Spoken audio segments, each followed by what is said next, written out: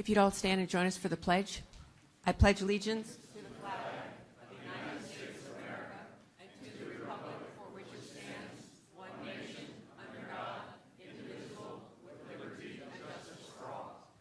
Thank you.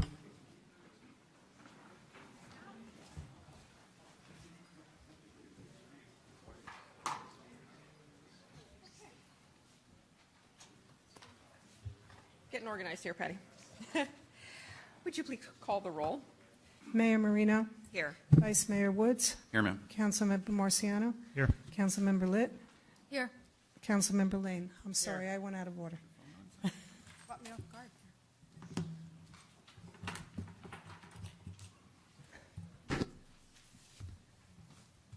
Thank you. Okay, we got a lot of stuff here tonight. So, next on our agenda, announcements and presentations. I'm not seeing Bobby Powell. Not coming. Okay. May I please have the presentation? Whoop, I'm sorry, I'm out of order. Are there any additions, deletions, or modifications? Seeing none? Okay. Announcements will be our fiscal year 2017 audit report.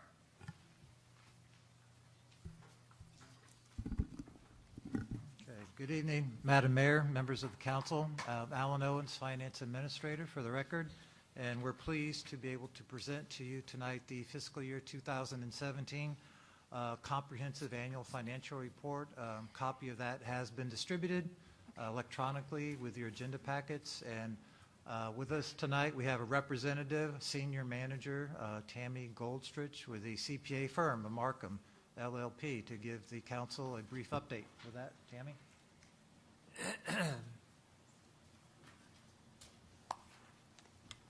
Hello, my name is Tammy Goldstrich. I'm from Markham. I'm pleased to be here tonight to go over the audit report for the 2017 financial statements. Just go over some highlights. Before I start, I wanted to bring to your attention the Certificate of Achievement that the city did receive for the prior year financial statements from the GFOA, which is a great achievement, which is because of their hard work, and they produce a great financial statement, and I don't see why in the current year we'll be doing the same. On page 1 is the auditor's report. We audited the financial statements for the city as of and the year ended September 30th, 2017. Management is responsible for the presentation and fair presentation of the financial statements in accordance with accounting principles generally accepted in the United States. Our responsibility was to express an opinion on the financial statements based on our audit. We did not audit the police and fire pension because those were audited by other auditors and furnished to us. We conducted our audit in accordance with standards generally accepted in the United States and the standards applicable to financial audits contained in government auditing standards. Those standards require that we plan to perform the audit to obtain reasonable assurance about whether the financial statements are free from material misstatement. In our opinion, the financial statements refer to and present fairly in all material respects the respective financial position of the city as of September 30th, 2017, and for the year that ended. That's a clean opinion, unmodified opinion, which is the only opinion you really want to see. On page 154 is our audit report on internal control over financial reporting and compliance. In planning and performing the audit of the financial statements, we considered the city's internal control over financial reporting to determine the audit procedures that were appropriate for the purpose of expressing our opinion on the financial statements. During our audit, we did not identify any deficiencies in internal control that we considered to be a material weakness. As part of obtaining reasonable assurance of whether the city's financial statements are free from material misstatement, we performed tests of its compliance of certain provisions of laws, regulations, contracts, and grants, the effect on the determination of the financial statement amounts. The results of our test disclose no instances of non-compliance or other matters that are required to be reported. And those are our opinions. The only other thing I wanted to go over was the communication letter. We have it in draft form. We'll be providing it once the statements are finalized. There's certain communication that we believe is relevant to communicate. We noted no transactions entered into the city during the year for which there's a lack of authoritative guidance. All significant transactions have been recognized in the financial statement in the proper period. We encountered no difficulties in Can you dealing- pull your microphone down? It's really hard to hear you. Sorry. We encountered no difficulties in dealing with management in performing and completing our audit. There were no misstatements noted during the current audit period. Where we had no disagreements with management during the course of our audit procedures, and there was no other issues. That's it. Do you have any questions? Now I have to turn my microphone on. Thank you very much. Do I have any questions from council? Any comments? You did a great job. Thank you very much. Thank you. Okay, I'm going to go a little bit out of order. I do. Where? Hey, well, it's about time.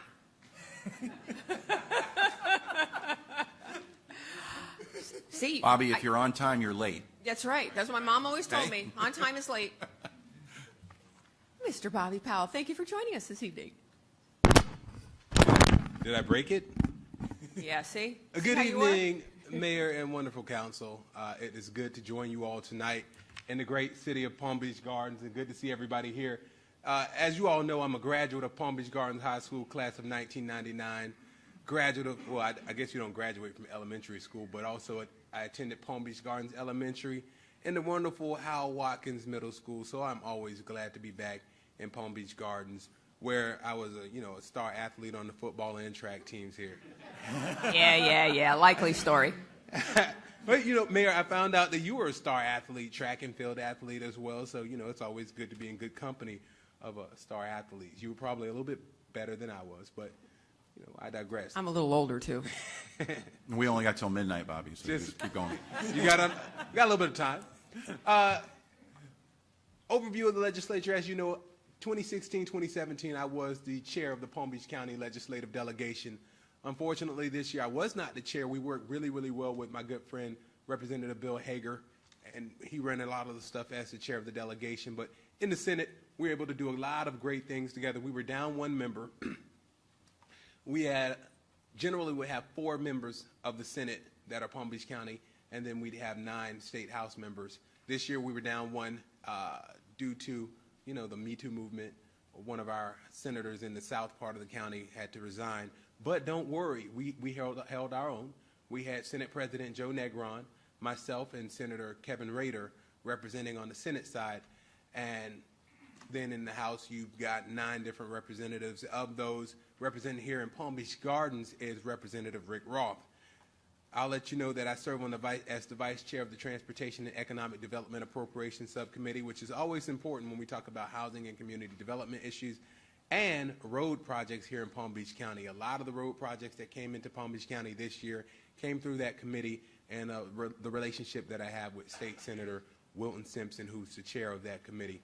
Also maintaining great relationships with Senate President Negron and all of leadership while working in the Senate to make sure that we do what's necessary to bring the bulk of the money and the appropriations back to Palm Beach County. The major issues that we dealt with this year in session centered on gun safety reform, education, health care, that big issue dealing with nursing home generators because of Hurricane Irma, and the governor making sure that it was one of his priorities that when we lose power during a hurricane, we don't lose senior citizens like we did this year. Opioids for Palm Beach County is a big deal. Home rule for the city of Palm Beach Gardens and all of our cities here in South Florida. The tax package, which was $168.6 million, and then dealing with our $88.47 billion budget, the largest budget that we've had in the state. This year, we tackled gun safety reform, as many of us know, and I guess it was February, actually on Valentine's Day, there was a massacre at Marjorie Stoneman Douglas High School, prompting the legislature for the first time in over 20 years to take action related to gun reform. This bill was not a perfect bill. It got bipartisan support by both Democrats and Republicans, but it did a few things. It raised the age limit to buying a firearm from 18 to 21. It requires now a 3-day waiting period for all firearm purchases, It put a ban on bump stocks. This is the important part. $69 million for stakeholder mental health services. That means that we've got a portion of a pot of money that will now be used to deal with mental illness when we're talking about our high schools. As you know, or if you don't know, Florida is number 49 in the nation when it comes to dealing with mental health issues and funding of mental health. So that amount of money is being put there. $98 million for school hardening, and then another $67 million for the school guardian program. What that is a program that can be put in place. It's optional. We will not do it in Palm Beach County.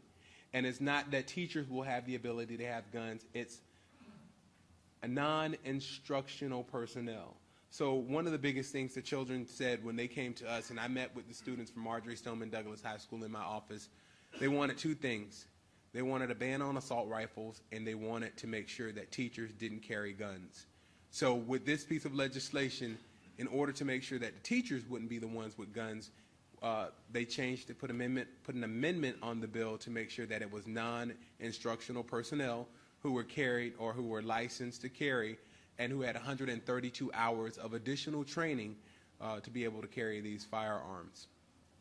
Now, this is an optional program that has to be instituted between the school board and the county sheriff's office. Our county sheriff's office and our school board have decided that we will not use this program, but instead we'll be putting additional resources in place to make sure that we have more resource officers here in Palm Beach County. As it relates to opioid legislation, in the year 2016, we lost 552 people here in Palm Beach County because of overdoses related to opioids. So we pushed a piece of legislation this year in the Senate. It was Senate Bill 8, ran by Senator Lizbeth Benaquisto, that creates a 3-day medically necessary and a 7-day supply limit on Schedule II controlled substance prescriptions. It more narrowly defines what we call acute pain so that doctors aren't just prescribing opioids, over-prescribing opioids. It adds an additional 2-hour continuing education course for prescribing physicians. It requires healthcare providers to check up on the PDMPs before prescribing or dispensing these opioids, opioids. And the federal government and the state government got together to put $53.5 million in the budget to combat this epidemic. As you know, we talk about the 2016 numbers. We don't have the 2017 numbers, but I can tell you they're more than likely pretty similar. And this is just the beginning of what has happened in Tallahassee related to opioids. And more than likely this was done at the end of session, so there's more than likely going to be more coming forward because this was not a bill that everybody was in love with, but it was a bill that was necessary to deal with this epidemic. Some of the bills that we ran this year are centered on Land Acquisition Trust Fund, which we know in 2014 we put the land, it was Amendment 1 that pushed the Land Acquisition Trust Fund. That would have expired in 2019. What this piece of legislation does is it pushes that into perpetuity. We had an internship tax credit program bill, which allows a student to go to school during the daytime, go to work, and allows those businesses to get a tax credit when they're actually giving these students real-life skills that allow them to go right into the workforce. That bill did not pass through the legislature, but it was very, very important. We've talked about mental illness training for law enforcement officers, the Baker Act bill, and juvenile justice. Those are some of the important issues that we had. The mental illness bill related to law enforcement training actually got all the way to the floor on the House, but it did not pass. Got on the floor in the Senate, but it did not move in the House. Therefore, it didn't pass, which would have been additional training for a law enforcement officer to show them how to deal with someone who has a mental illness, or to define and determine if someone is dealing with a mental illness as a part of their training. Now, they also, law enforcement officers, go through a lot of training, but this would have been an additional 40 hours combined with that.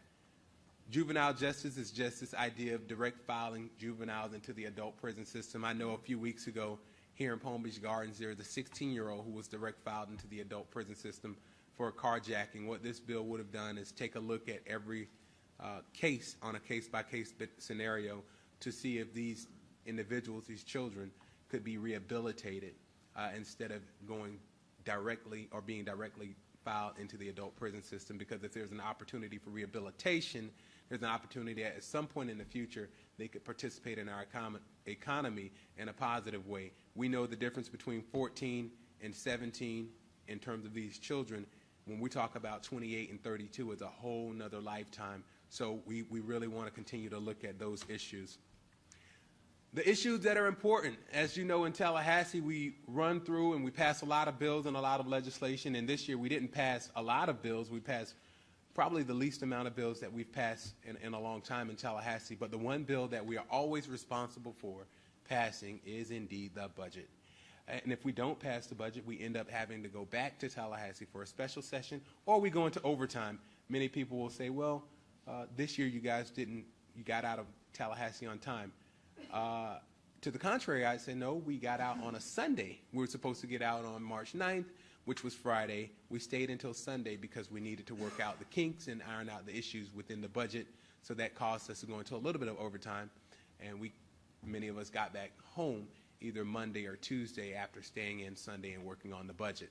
It was $88.4 billion, originally $88.7 billion. The governor, with his veto pen, chopped us down a little bit. And I'll tell you what the issues were in Palm Beach Gardens a little bit later. Health and Human Services, $37.1 billion. That's always the biggest area of our budget. A larger portion of that comes from the federal budget. Education, $15.7 billion for K through 12, $6.1 billion in terms of higher education. And that higher education, it deals with a lot of the funding for Bright Futures, extending that so that some of the students who get Bright Futures will be able to get it during the summer years. Transportation, Tourism, Economic Development is my committee. In the affordable housing area, you'll notice that we put $109 million into affordable housing. Well, those are funds that come from the Sadowski Act. Originally, the Senate had appropriated and had planned on putting in $322 million. Those funds were swept with regard to the Marjory Stoneman Douglas Act to put additional funding in there. It's tragic. I think it's a little bit tragic here in Palm Beach County that the average home price is $340,000, the median home price.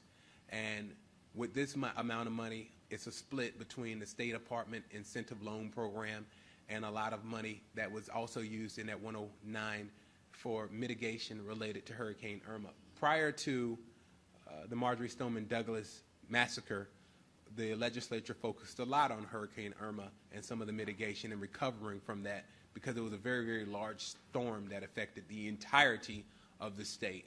So that is where a lot of that money ended up going. Of course, we're a tourism state, $76 million once again for Visit Florida. Environmental and natural resources, we put $4 billion in there, but what was a big win is that we put $100 million in the budget for the first time for the Florida Forever program. Now, this is a state where we know that we have to make sure that we're sustainable. We have to start doing things to make sure that the state lasts after our generation. And that $100 million for Florida Forever was a big win for Senate President Negron, as that was something that he's really, really been fighting for in terms of the environment and making sure that we're funding those areas. $5.2 billion for criminal and civil justice, general government, which is what we do for local governments and the general government in the state of the state and the city in Tallahassee, $2 billion. I didn't mention that there's $50 million that was put in the budget for beach renourishment or beach management. That number we need to work on, especially for our coastal communities, bumping that up quite a bit because $50 million doesn't do a whole lot for the entire coast of Florida. Appropriations for Palm Beach Gardens, I will let you know, is Matt Forrest here? I work very, very closely with Matt Forrest from Ballard Partners, who fights on behalf of Palm Beach Gardens every day when he's in Tallahassee consistently, and with my legislative aide, Ben, making sure that we go into the appropriations suite and demand that we get the appropriations that are necessary. I will tell you, for the Palm Beach Gardens City Hall expansion for the emergency facility, we asked for more, but at one point we had $500,000 in the budget. We were excited about that, and then it got vetoed. We were able to bring back $250,000 for stormwater maintenance. And then throughout the county, these are a lot of the other pieces of legislation or pieces or appropriations that we were able to get. For Place of Hope, $1.2 million for the Child Welfare Regionalization Phase 3. Palm Beach Zoo, $250,000 additional. Riviera Beach got $500,000 for its disinfection treatment center.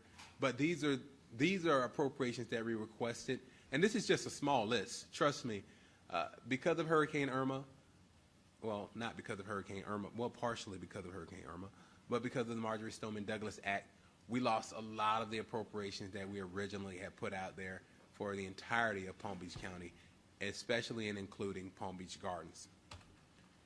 Now, the issues that are always important to the city of Palm Beach Gardens, the home rule issues.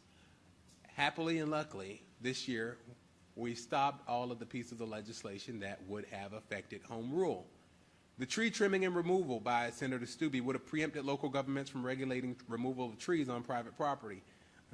That was something that not only was the legislature looking at, but as a planner, which is what I do in my everyday life, the Florida Association of Planners also had that on their radar to make sure that it didn't move, and it died. The election dates for municipal offices, I think I've heard from every elected official in Palm Beach County related to the election dates for municipal officers and the state trying to preempt that. And it passed in the House.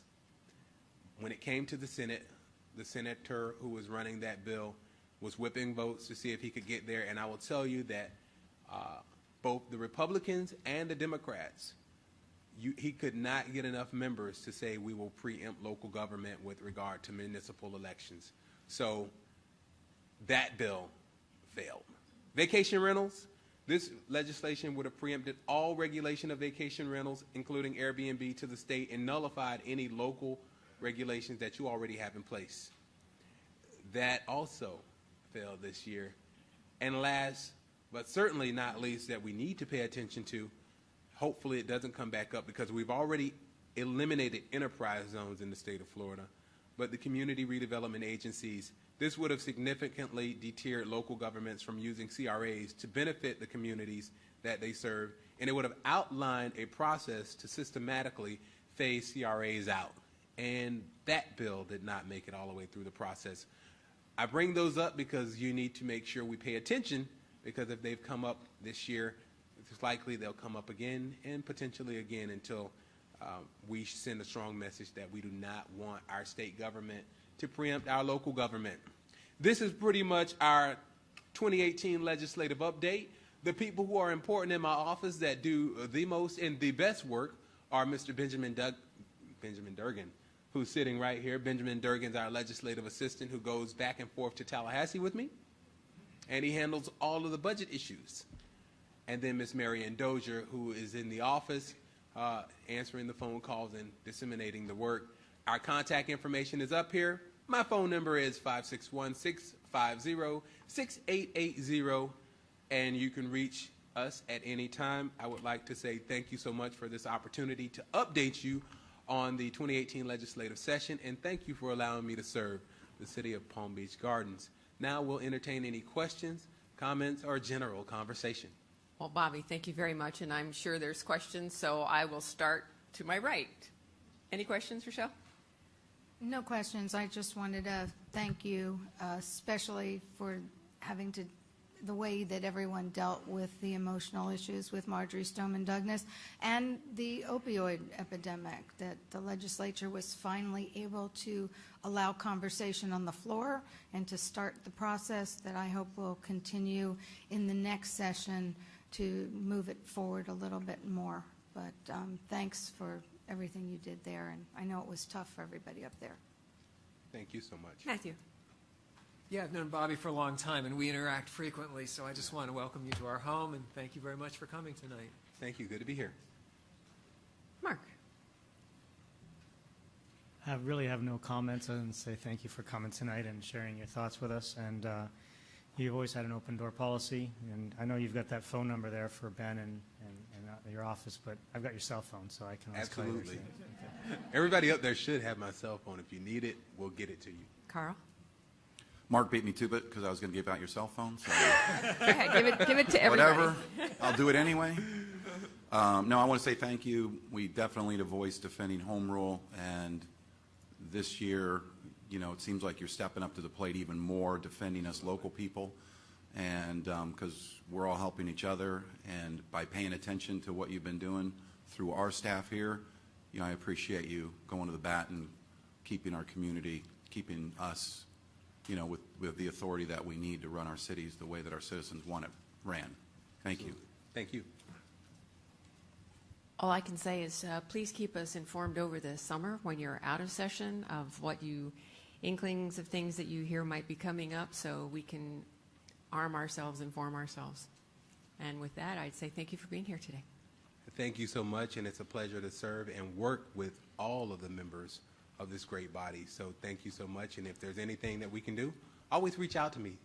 And his phone number is 561. Don't do it. Don't do that. 5555. Good night, Bobby. Ben, thanks for being here. You're welcome to stay and listen to what we talk about here. You don't Hey, have to leave. Don't you want to hear what the constituents are interested in? Okay, one more meeting. Okay. Okay, before we do items of resident interest, I would like to, proper procedure to move the steeplechase resolution to follow items of resident interest. Is that doable? I'll make a motion that we do that. Okay, I'll second. thank you very much. So we will do items of resident interest. We have a vote. You need to call the question, Madam Mayor. Which question? I'm moving it. Okay, sorry. You got a motion. May I have I have a motion and a second. May I, all in favor? Aye. Thank you. Motion carries. Okay. Items of resident interest and board committee reports. Let's keep them moving. All right, Rochelle. Good evening, everybody. Thank you for coming out tonight. First, I want to thank Mayor Marino for hosting a lovely fundraiser dinner at the new Sand Hill Crane Golf Course restaurant, the Dancing Crane. The food and wine were delicious, and it was for a great cause to support our young golfers as they head off to Scotland to compete internationally. And I'm sure the mayor will talk about that a little bit more, but thank you for being the host. As always, the time between the last meeting and this one was packed with activities, meetings, and talking to residents. At many of the events I attended and in many of the interactions that I had with residents over the month, it became apparent that the post-Parkland awakening of fear of gun violence that has become the new normal for our country and community has our residents and myself on edge a lot of the time. We're looking for answers, a way to change the harsh reality that we're living with, that 96 Americans, someone's child, mother, father, sibling, or friend, are killed by gun violence every day. On April 4th, the Palm Beach Post published an article about Representative Ted Deutsch's gun violence prevention next step town hall meeting with the survivors' families and the community affected most directly by the Marjory Stoneman Douglas shooting. And I keep thinking about the cry for help that's still coming out of Parkland, and I can imagine the same cry from every community that has been touched by gun violence. But the violence isn't the only issue, and I quote the Post. They raised concerns about school safety, gun control, and what they view as a vanishing support system for students still wrestling with trauma and depression, unquote.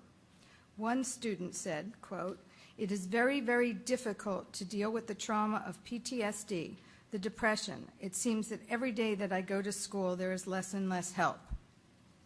More teachers expect us to get back to normal. Tonight in our consent agenda, among the very important and deserving people and organizations that we're highlighting with proclamations, and there's 15 of them, including our city clerk, our code enforcement, our police officers, and our medical services personnel, just to name a few.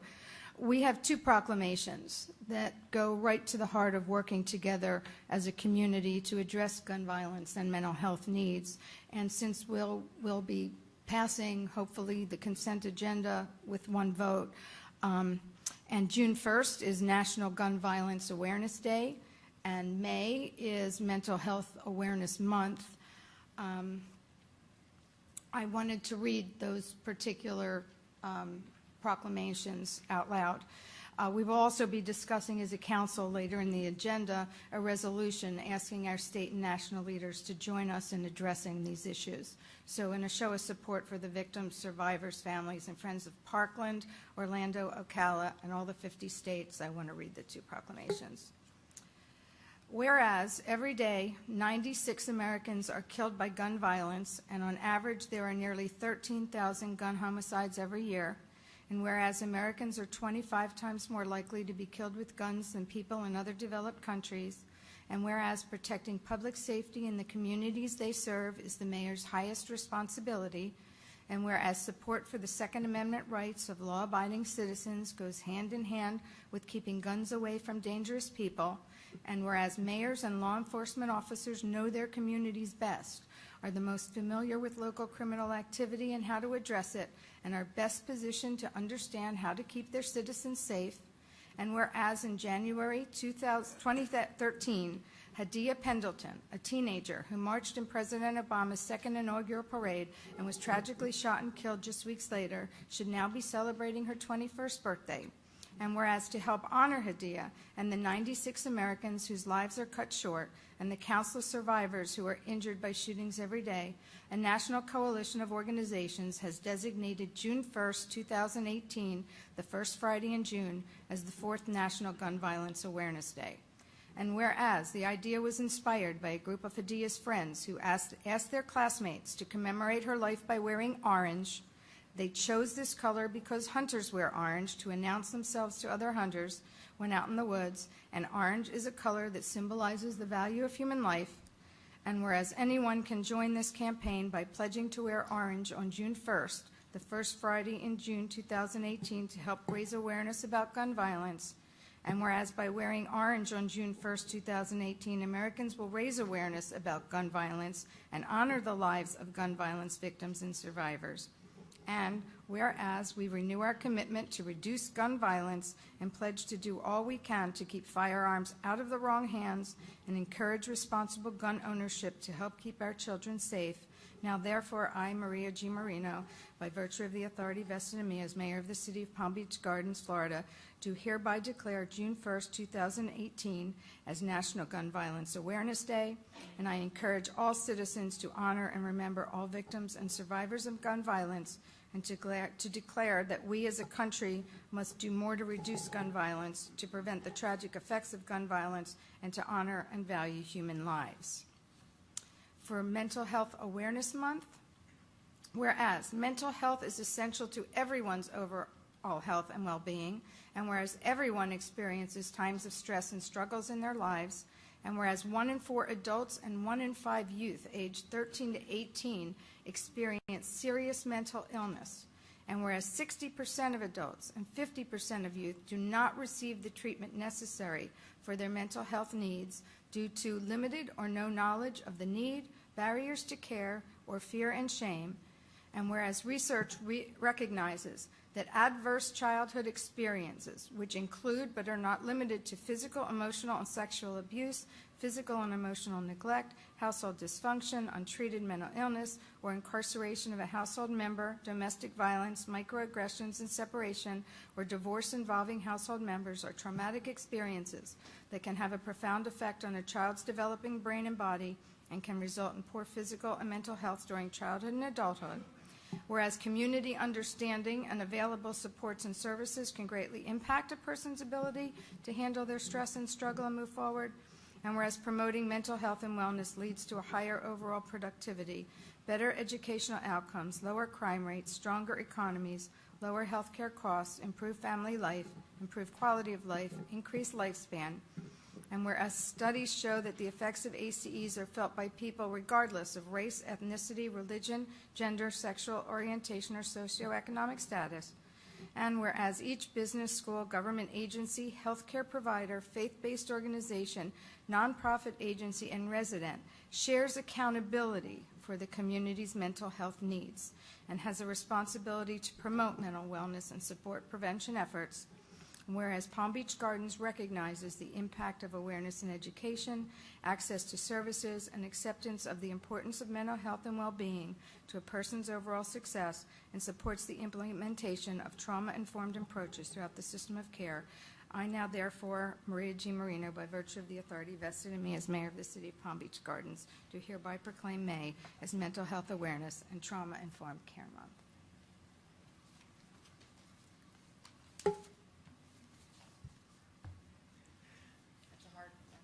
It's a hard act to follow, Matthew. Yes. I'll give a brief description of... That's fine, Rashad, you did a nice job. I'll give a brief description of some of the events that I attended, as people want to know about that. I attended the Business Development Board reception at the Museum of Science, the PJ Corridor Association breakfast, the Palm Beach Gardens Medical Center grand opening for their operating room, the Palm Beach North Government Affairs Committee, our Rec Advisory Board meeting, the UTC opening, the Palm Beach North Chamber breakfast, the Mayor's Dinner, which was a great event. What impressed me most was the attention to detail. The Mayor didn't miss a trick. Everything was first class and it was for a good cause. So kudos to the Mayor. And I also attended the Palm Beach North Business Expo. Now, over the course of the month, I performed a lot of constituent service, and I want to praise the staff for immediately taking care of each of these issues. Now, some of the issues that came across my desk included the conditions on the soccer fields. One of the refs contacted me with a concern. Fishing near one of our communities, an issue involving one of our business owners, and there were other issues. And each of these issues were addressed within 4 hours of the time that I brought them up. That's the kind of service that you get in Palm Beach Gardens. And the people who I worked with and who deserve our acknowledgement are City Manager Ron Ferris, Alicia Sanders, Natalie Crowley, Peter Hofheinz, Don Sonneborn, and Corey Wilder. So great work to our staff, and thank you very much on behalf of all of our citizens. Thank you, Matthew. Mark. Well, this month was a typical month of attending different meetings, corridor breakfast. Palm Beach Gardens, the new emergency room. Hopefully nobody needs to use their surgical suites, but if you do, it's a world-class surgical suite that would encompasses some of the newest robotic techniques for surgery, which is pretty impressive. The UTC grand opening was a beautiful building, and I look forward to seeing the next 100 jobs hopefully moving into the city and watching that region grow. Palm Beach North Valor and Service Award Breakfast, some of our staff received wonderful recognition for some of their activities beyond their time on service and helping residents in and around Palm Beach Gardens. Palm Beach State College Earth Day, second time I've been to that. It's a lot of fun. It's a wonderful campus. If you haven't really been over to the campus down the street, I invite you to just take a walk. It's a beautiful campus, and the students are very excited, and they're doing some really great things. BDB lunch, council special meeting we had. The dinner was really great, and I'm Italian, and the food was very good, so thank you for that. Economic Development Committee. And I had my 18th wedding anniversary and my 20-year class reunion from Nova Southeastern University, so that kept me busy this past weekend. So, yeah, and of course, many discussions with residents, so thank you. Carl. Good evening, everybody. Besides all the meetings that we have all gone to, my month was kind of highlighted with charity, not only with Maria and the rest of the council, but with our CAST program that we have here in the city. We were able to do something that was nice for a neighbor, along with Christ Fellowship and Waste Management. There's going to be a presentation on that, so I'm not going to worry about that. I was lucky enough to get invited to a golf luncheon at Admiral's Cove with the Hanley Foundation. And one of our residents, and I'll proudly announce his name, because he couldn't make it tonight because he was going to go ahead and say something on behalf of this particular venue that we had. He got tied up with family issues, so I'll wing it. I had to Google some notes and stuff because he had all the information. So in one afternoon, we raised probably over $100,000 for the Hanley Foundation, which I thought was pretty impressive. So if you guys aren't familiar with the Hanley Foundation, which I know you are, most of it is the prevention and disorder of opioid addiction, prevention, education, treatment, and advocacy. And I wanted Bob to say something, who lives in our city, because his daughter has been addicted to opiates for probably many, many years, and she's been estranged and at large and departed from her family somewhere at large in Los Angeles. So he has a pretty powerful story. He was going to say it tonight, but again, he had to go a different direction, which is fine. But that was, besides the meetings, the charity topic was the highlight of my month. So thank you very much. Thank you, Carl. It's in big print. I know Mark picks on me. But I do want to say that I was honored to present the State of the City at the PGA Corridor Association breakfast. And the 75-slide presentation is on our website. You should be proud of our city. And I can say the best compliment that I received during the presentation was no one was looking at their phones. They were all listening and looking at the slides. So compliments to our staff for putting together a great slide presentation and knowing that there is so much great goings on in the city. I applaud you. The normal Palm Beach County League of Cities Business Development Board Life Science Luncheon was very interesting. As a matter of fact, I think Rochelle was able to put one of our researchers in touch with the foundation that she volunteers with. So you never know who you're going to meet or what you can do at all of these meetings that we attend. Forum Club. I went to an interesting workshop this weekend for elected officials that serve on the MPO Advisory Committee. And it was an excellent opportunity to learn what the MPO is, and the MPO means Metropolitan Planning Organization. We are now actually here locally called the Transportation Planning Agency. But it tells us how we get funded, how we can ask for funds for projects. So I have a lot of questions to ask DOT next month at the workshop. And so it is effective when we go to these seminars because we do actually learn a lot of things. At least I do anyway. At the Transportation Planning Agency, one of the interesting things I learned was that we have 3,000 bus stops in the county. PalmTran had a big presentation at our local meeting, so I did not know we had 3,000 bus stops in the county. I would like to thank Matt Forrest. I know that Bobby did a shout out to Matt, but Matt and several other people did a seminar on effective advocacy. It was a leadership Palm Beach County Lunch and Learn, and it was just nice to hear how to advocate properly. It's all in the presentation. If you come up and you present and you are thoughtful and considerate, people will listen to you. If you come up and you're antagonistic, you've really got no shot. So it was nice to see their presentation, hear their stories, and I'm glad I went. Also, as Carl said about CAST, I met with the folks from Christ Fellowship because they wanted to figure out a way to partner with the city to volunteer on projects that we're working on, and also when we have hurricanes or we have emergencies, how we can partner with them. And I know that they were volunteers at the Community Action Support Team. That was an operation that our staff and volunteers handled, and we have a presentation on that? Okay, so I will move on.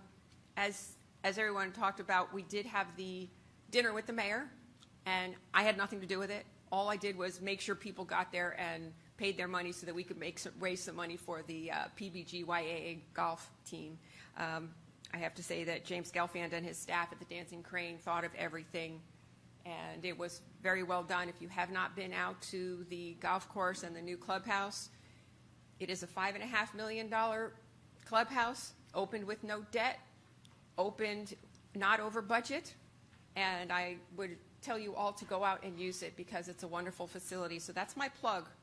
It's recreation is something that's really important to our city, and this is really a jewel for us, as will the new tennis center be when that gets completed. Let's see. Oh, I'd also like to do a shout out to our police department, our fire department, and our Parks and Rec department. Frenchman's Creek's Charitable Foundation had their awards tea, and each one of those departments received a grant from Frenchman's Creek. They have partnered with us in the past, and they continue their partnership because they see how important our services are for their community. What's next? So I think Mark did talk about this, but the Palm Beach North Chamber had its first annual Valor Award, and of all of the people on there, the majority of winners were from the city of Palm Beach Gardens. So I would like to give a very warm thank you to our first annual Valor Award winner, who was Jennifer Brashear. And also along with Jennifer was Judy Brandt, Ellen Lovejoy, Andrea Santa, and they received the Community Service Award. So we have a lot of people, it just goes without saying, you all hear me say it month after month, our staff is fabulous.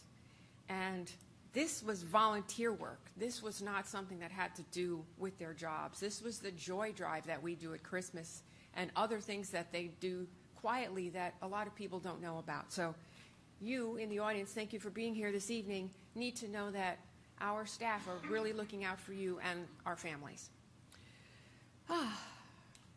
Following that, actually, State CFO Jimmy Petronis was here, and he is also the State Fire Marshal, so he took a tour of Station 1. He witnessed the new recruit training, and he finished off with a tour of Station 3 and our 9/11 Memorial, which if you haven't been to the 9/11 Memorial, you do need to go out there.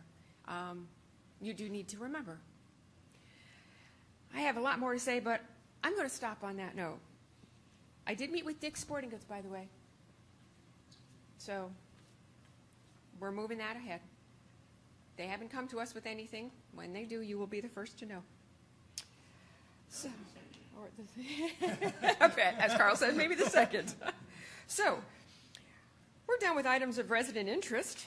And so at this time, I would like to go to the point in our agenda where we are talking about the resolution for Resolution 24.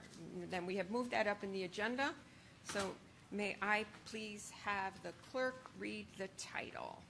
Resolution 24, 2018, a resolution of the City Council of the City of Palm Beach Gardens, Florida, providing support of the steeplechase community in its efforts to mitigate and protect residents from various negative impacts resulting from the planned future State Road 710 Beeline Highway, North Lake Boulevard expansion project adjacent to their community, providing an effective date and for other purposes.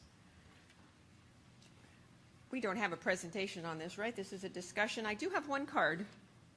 Okay. Mr. Tom DeRita. Name and address for the record, please. Nope.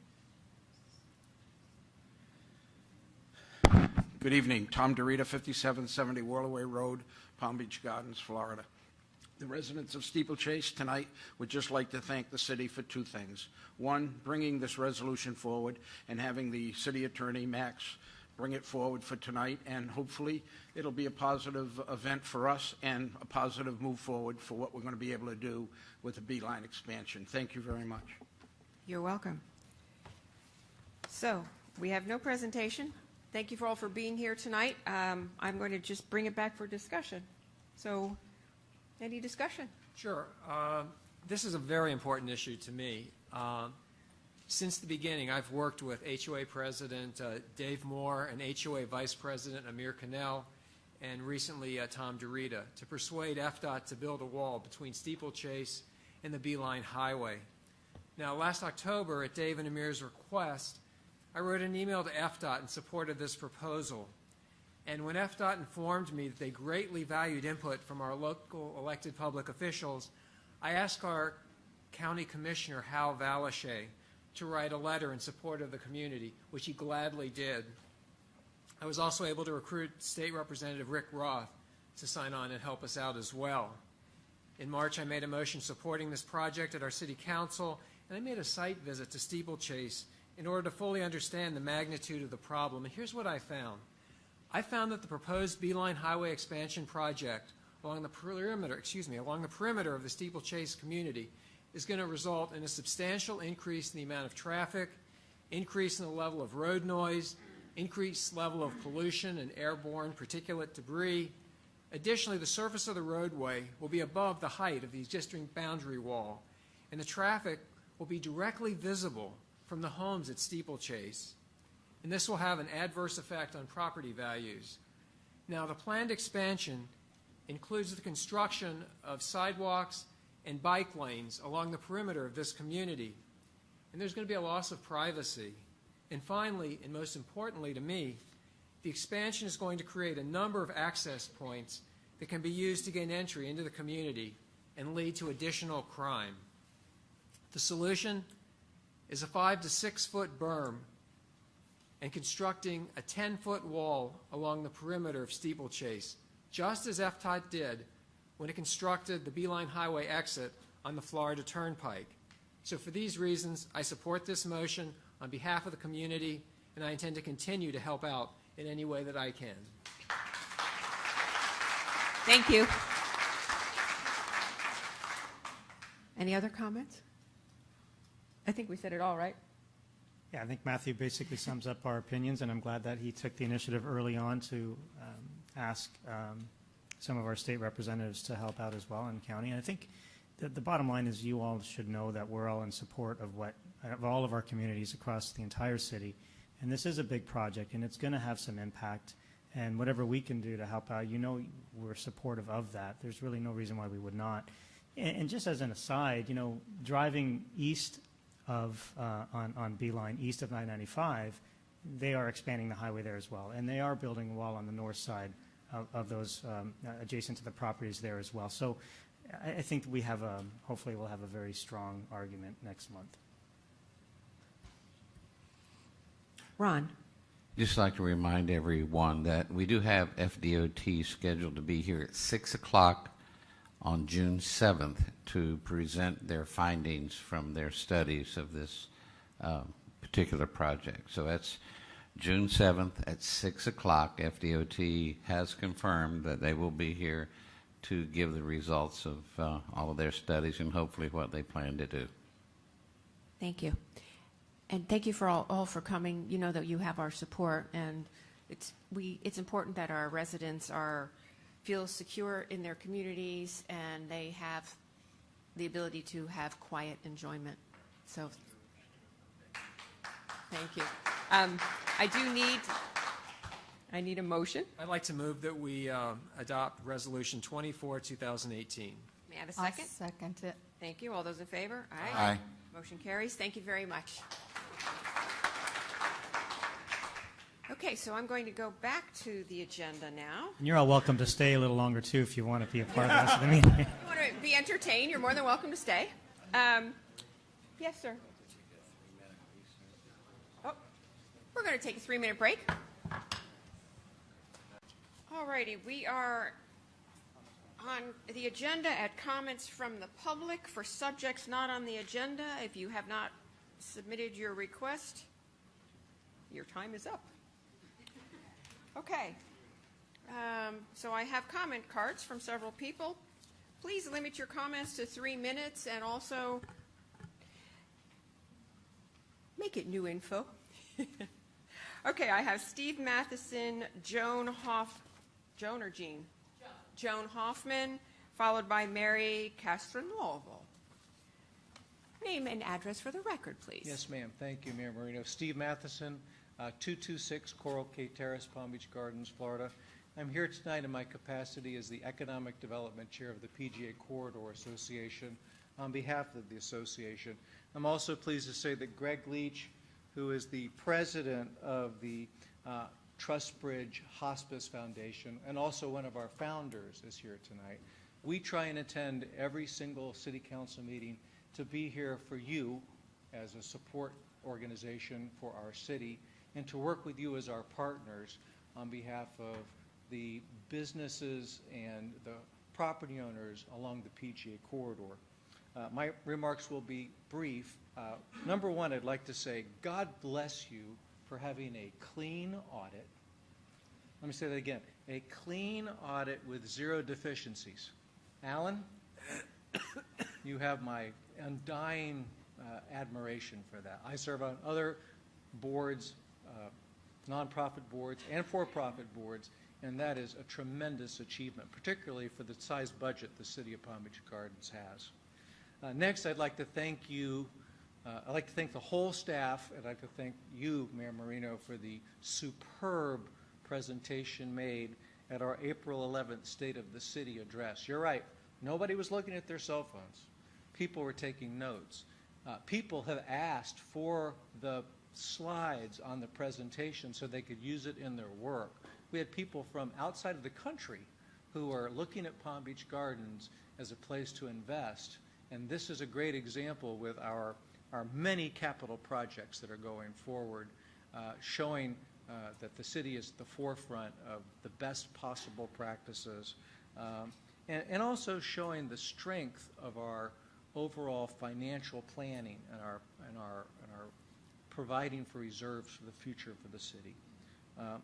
The Corridor Association was, of course, very proud to attend the UTC opening, and that's just another example of businesses within Palm Beach Gardens growing and being strong and healthy. We were proud to sponsor and to participate in the Sandhill Crane opening. What an amazing project coming in that budget. What quality to deliver for our residents and for businesses moving to the community, and for Avenir, which will be coming nearby soon.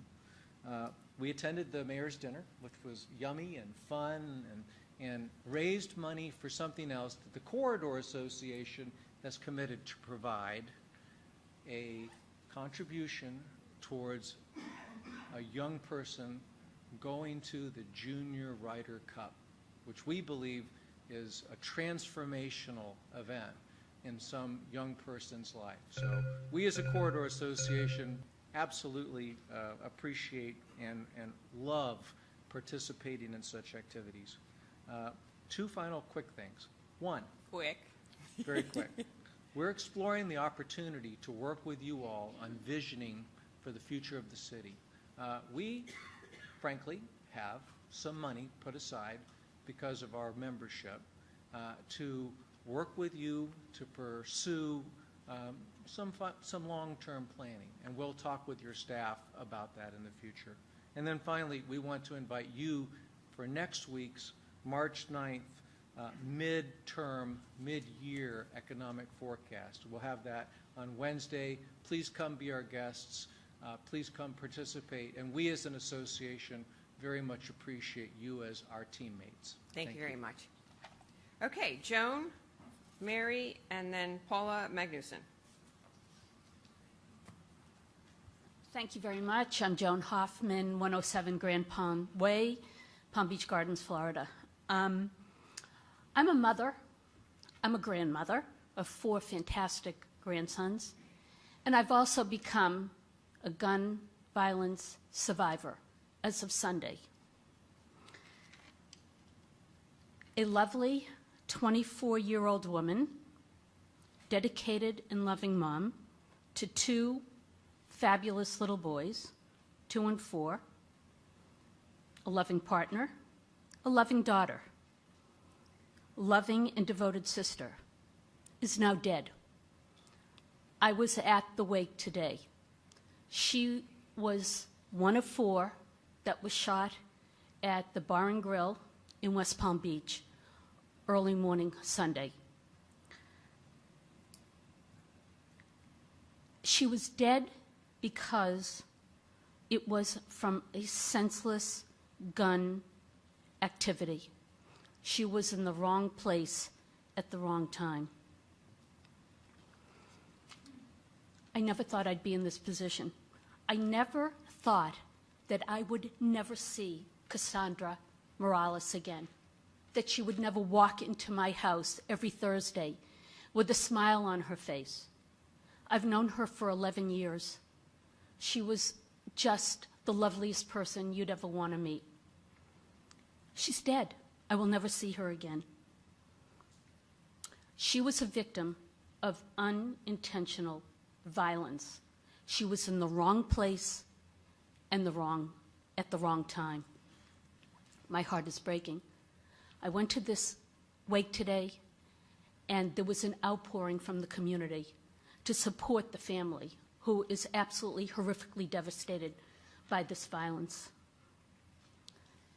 I represent, with many of these women here, it's called Moms Demand Action.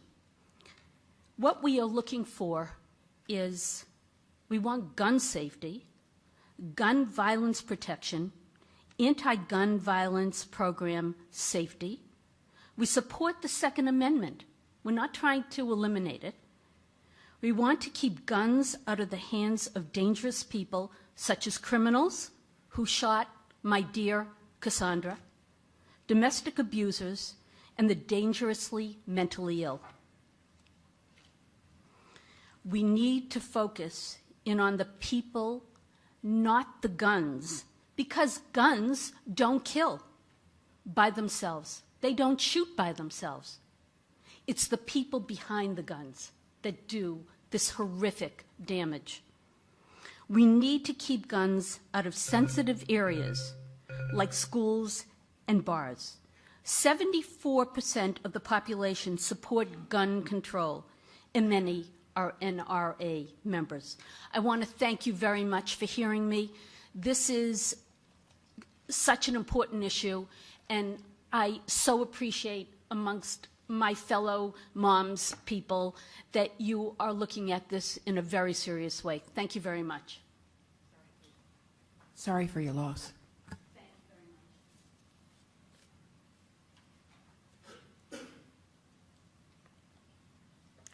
My name is Mary Castronovo, and I am a volunteer with the Northern Palm Beach County local group of Moms Demand Action for Gun Sense in America. I have been a Palm Beach Gardens resident for 30 years. Since our inception in 2012, after the Sandy Hook Elementary mass shooting, Moms Demand Action has mobilized mothers across the country to become the largest grassroots movement working to reduce gun violence. Moms Demand Action works in conjunction with Everytown for Gun Safety, and together we have more than 4.5 million grassroots supporters. We are the counterweight to the powerful gun lobby in this country. Moms Demand Action is nonpartisan, and we stand for the following. We support closing the deadly loopholes in our background check system that allows dangerous people like felons and domestic abusers easy access to guns. We support reasonable limits on where, when, and how loaded guns are carried and used in public. We promote gun safety by educating other adults so that America's children will no longer be exposed to an unacceptable level of risk. We mobilize popular support for policies that respect Second Amendment rights and protect people. Moms Demand Action envisions a country where all children and families are safe from gun violence. We now have a chapter in every state in the country, 29 local chapters in the state of Florida, and since Parkland, we now have 3 strong local groups in Palm Beach County alone. The next general meeting of the Northern Palm Beach County local group is on Wednesday, May 9th at 7 p.m. at the JCC on Hood Road. We are here tonight to thank the Palm Beach Gardens City Council for issuing the National Gun Violence Awareness Day proclamation. In honor of National Gun Violence Awareness Day, our local group of Moms Demand Action will be on hand at Roger Dean Stadium on Saturday, June 2nd, to educate and promote our efforts to end gun violence in our communities. We are facing a public health crisis. 7 American children or teens are shot and killed every day. 96 Americans are killed every day by gun violence. For too long, the gun lobby has dominated the conversation about gun violence. American families are being destroyed, and we have had enough. We will no longer stand by and let elected officials, corporate leaders, or other influential voices turn their back on sensible gun laws and policies. We are also here tonight to recommend a strong resolution by this City Council on gun violence prevention. Thank you. Thank you. Paula Magnuson.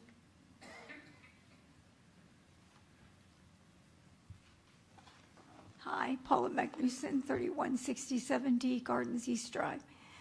I want to start out by thanking Carl Woods, Major Bechtel,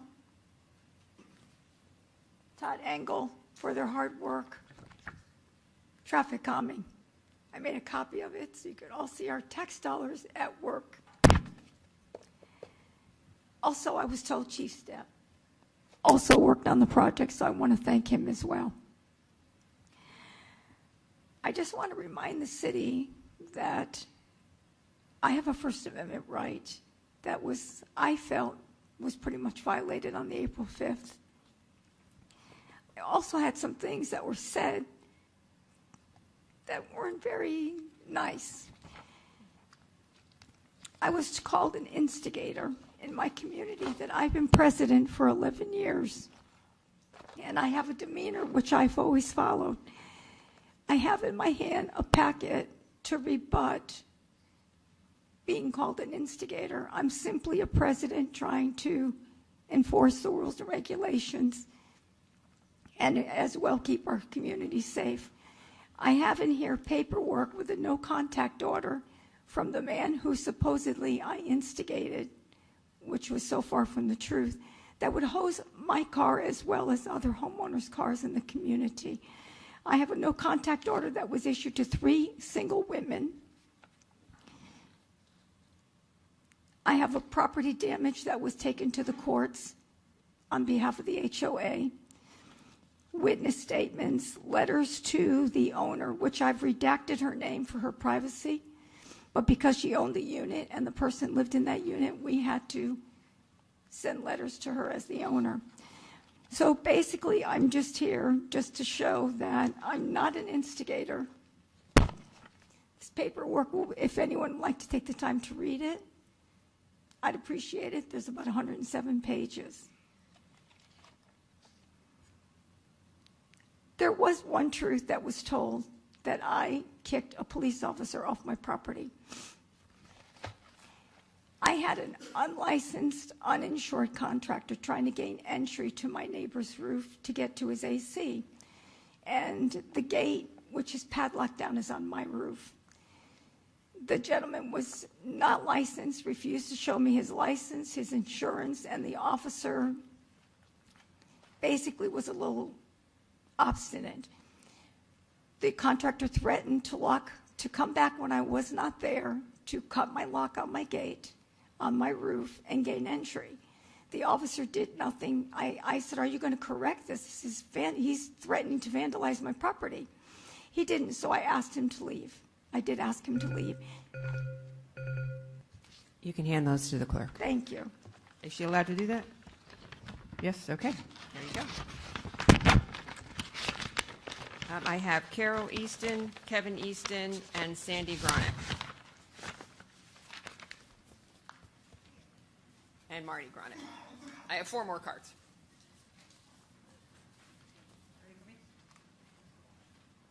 Carol Easton, name and address for the record, please. Hi, Carol Easton, 8342 Sunset Drive, Palm Beach Gardens, Florida. Hi, everybody. Sorry I didn't make it to last month's meeting. Kind of took me by surprise when I heard the goings-on. Before I get into that, I do want to take a second and thank all the council people for all your hard work. I see that you're really trying to make a difference in this community, and I, as a resident, do appreciate that. I'm just kind of taken aback from last month's meeting. I know that 3 months ago, I had asked that you might consider looking into what was going on in how we were treated during the renovation of the Sunset neighborhood. And I see you asked staff and the people to inform you, so you took 45 minutes hearing one side of the story where we couldn't say anything, and I didn't even know it was happening.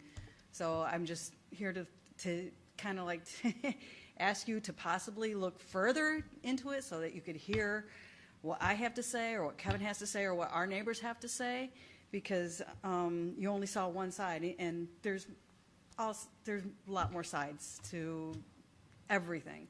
I mean, the two that come come to mind right away is that we were never given a chance to ask for a fine reduction on the gazebo. And if you knew more about how that whole thing went down, I'm sure that you would see it in a different light than what it was presented in. Also, I'm also want to tell you that we have been targeted. And the easiest way for me to explain to you that you could see very easily by taking 2 minutes is to look at how the code violations go. I mean, they come down there and they make a code violation on one street, and then they go by all the other properties. You can see it the way it's listed.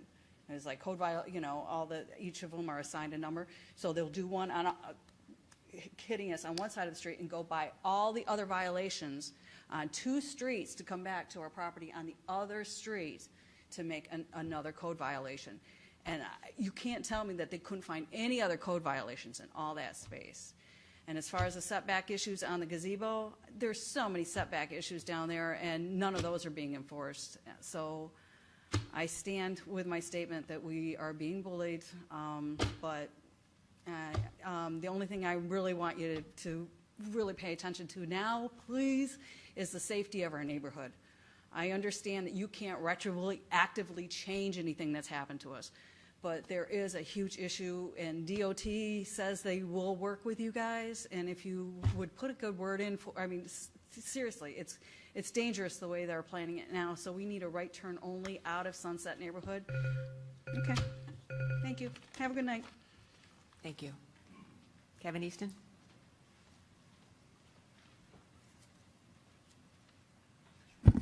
For the record, Kevin Easton, 8342 Sunset Drive, Palm Beach Gardens, Florida. I also live at 8511 40th Terrace.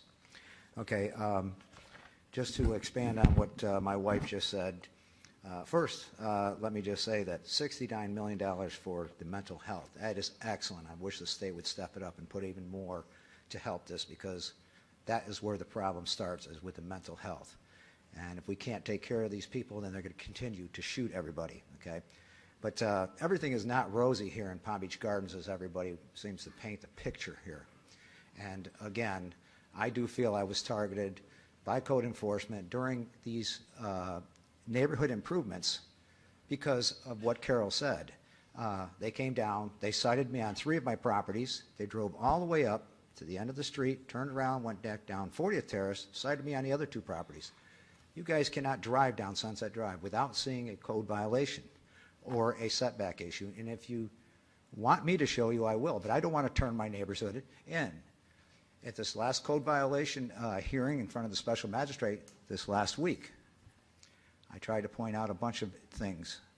And the city assistant attorney said that, well, we don't have to have a safety code violation in order to cite you, and that we don't have to have a complaint. Now, in all my years that I've lived down in Palm Beach Gardens and all the notices I have gotten from code enforcement, we are pretty much neighborhood self-policing. And if you have an issue that you can't resolve with your neighbor, well, that's when you get code enforcement involved, and they will come in and set the law straight. That is not happening down there. They are coming down and targeting me for all these little minutia items, okay? Whether it's my numbers on my house aren't big enough for the firemen to read, or for dirt in my yard, that you can't have open storage of dirt, okay? I've gotten off track because what I really wanted to talk about was how and what we are doing to have a safe egress from Sunset Drive, because this problem is getting worse and worse by the day. And when you put 2 more lanes in there, it's not going to work. Somebody is going to get hurt. If you watch the people there, the people that want to turn right onto to go down 95 pass sometimes 3 cars on the left side and circumvent the person trying to go across.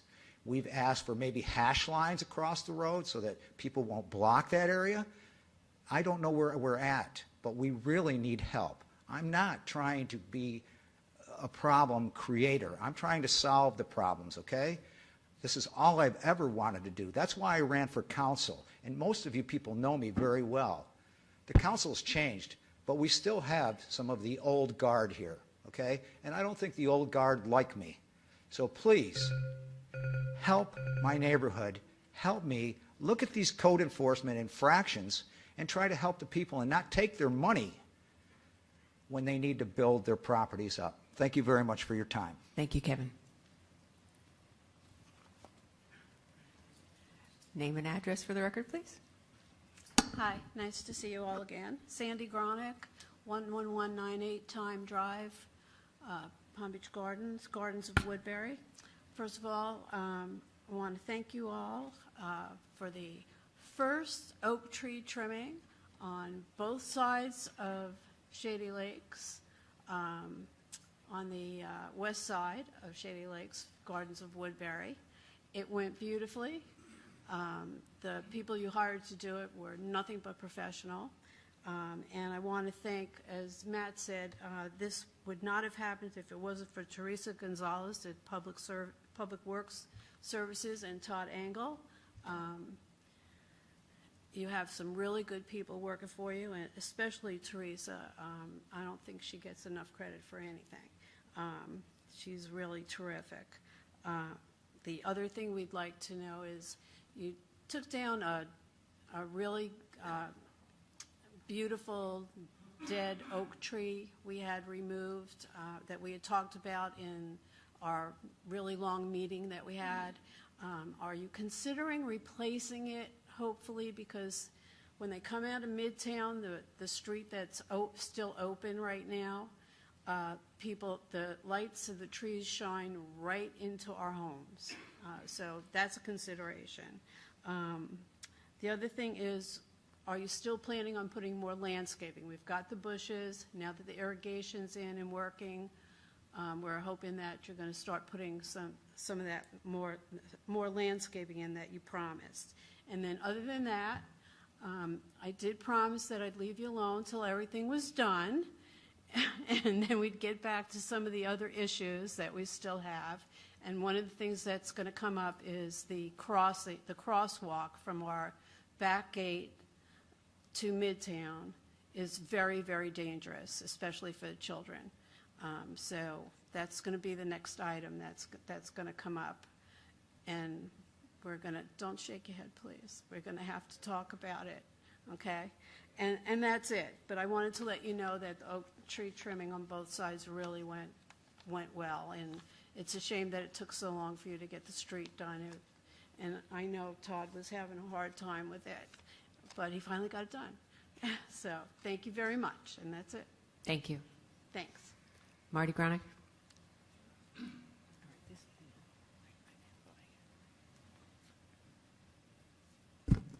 Marty Gronick, 11198 Time Drive, Palm Beach Gardens. And I had given the clerk a little packet of 3 pages, which I asked her to distribute amongst you and Mr. Ferris, and I believe you've got one left over for yourself, or will get one. At any rate, this vehicle has ended up in our neighborhood off and on in different wrappings or paint jobs or whatever you want to call it. You notice there's no markings, writing, advertisement, phone numbers, not even the model of what the vehicle is, like a Ford F450 or a Ford F350. Our homeowners association and the property manager had turned this into code enforcement, and code enforcement is not pursuing it. My wife, Sandy, who just spoke, and I came in this last Tuesday and spoke to your code enforcement people, Jorge and Kathy, I believe.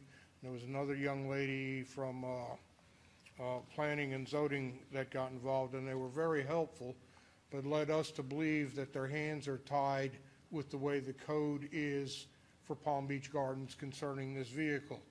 I mentioned that there was no writing on the vehicle whatsoever. They say it's not a commercial vehicle, which means they can't do anything about it, thus they're not addressing it.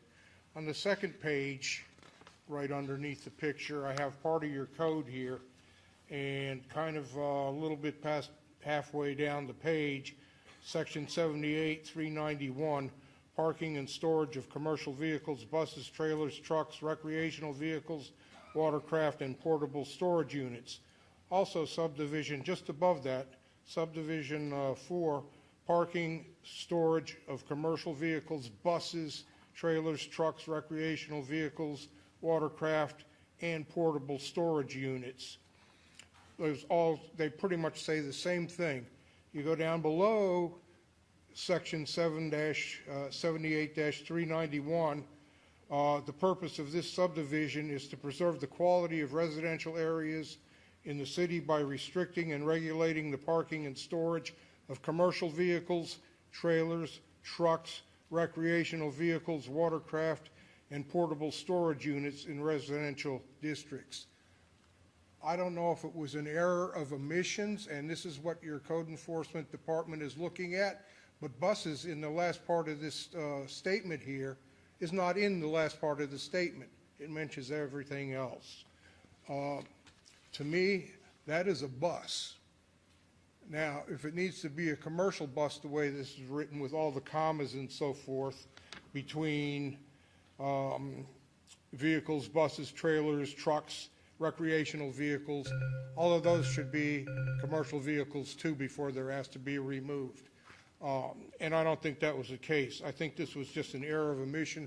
Please look into it and perhaps have it worded or corrected or add wording to this particular ordinance somewhat to along the lines of purpose-built vehicles meant primarily for commercial use or specialty uses will not be allowed in residential neighborhoods. Thank you. Thank you. Our code book is really heavy. Okay, thank you. Madam Mayor, if you would like a response, I did meet with our code enforcement officers and our neighborhood services director as well as the assistant city attorney on this issue because it did come up and it was of concern. According to the assistant city attorney that deals with the code cases and prosecutes them, this vehicle does not meet the letter of the law as far as commercial vehicles are concerned, and therefore it's not in violation. Whether or not we can look at that ordinance and see if there's something we can do to help, I'd be happy to meet with those same people again, my staff, and talk with them and see if there's something that we can come up with. But as it is written today, the attorney's opinion is that it is not a commercial vehicle. I don't know what the homeowners association has in the way it's documents. I don't know if there's some type of restriction of these type of vehicles in the documentations of your AOA, but HOA. But maybe if you could look there, you find yourself some help in there. In the meantime, we'll revisit it the best that we can. But right now, it's not in violation. May I address you back? May I address you back? We'll keep talking about it. Let's just Procedure. We'll look at your HOA docs and see if there's something that covers it, and continue the discussion with Ron. Thank you. Thank you. Okay. We are done with comments from the public. Do we have a city manager's report? I do have a few items I'd like to bring to your attention. One in particular gives me great pleasure to let you know that on March 24th, 2018, the Commission on Accreditation and Law Enforcement Agencies, called CALEA to be short, awarded our police department their 8th national reaccreditation status to the commission hearing in Frisco, Texas, which has been in the news lately, if you've noticed. This marked the 23rd consecutive year of successful compliance with CALEA, which requires that our agencies stay in compliance with 484 standards of their law enforcement manual. It also marked our 3rd consecutive meritorious designation, which signifies 15 years being continuously accredited without any non-compliance issues. This level of excellence would not be possible without the outstanding leadership of the head of the agency. At that commission hearing, then Chief Stephen Stepp was recognized by the commission with the Egon Bittner Award for his outstanding leadership and significant contribution to the public safety profession. Since the inception of the Bittner Award in 2004, There have been 53 recipients nationwide. I'm proud to announce that Stephen Stepp is the very first in Palm Beach County to receive this award and the 6th in the state of Florida. I would ask Chief Clinton, would you come forward and bring the award, and I would appreciate it greatly if the mayor and council would go out for this presentation and help present this award.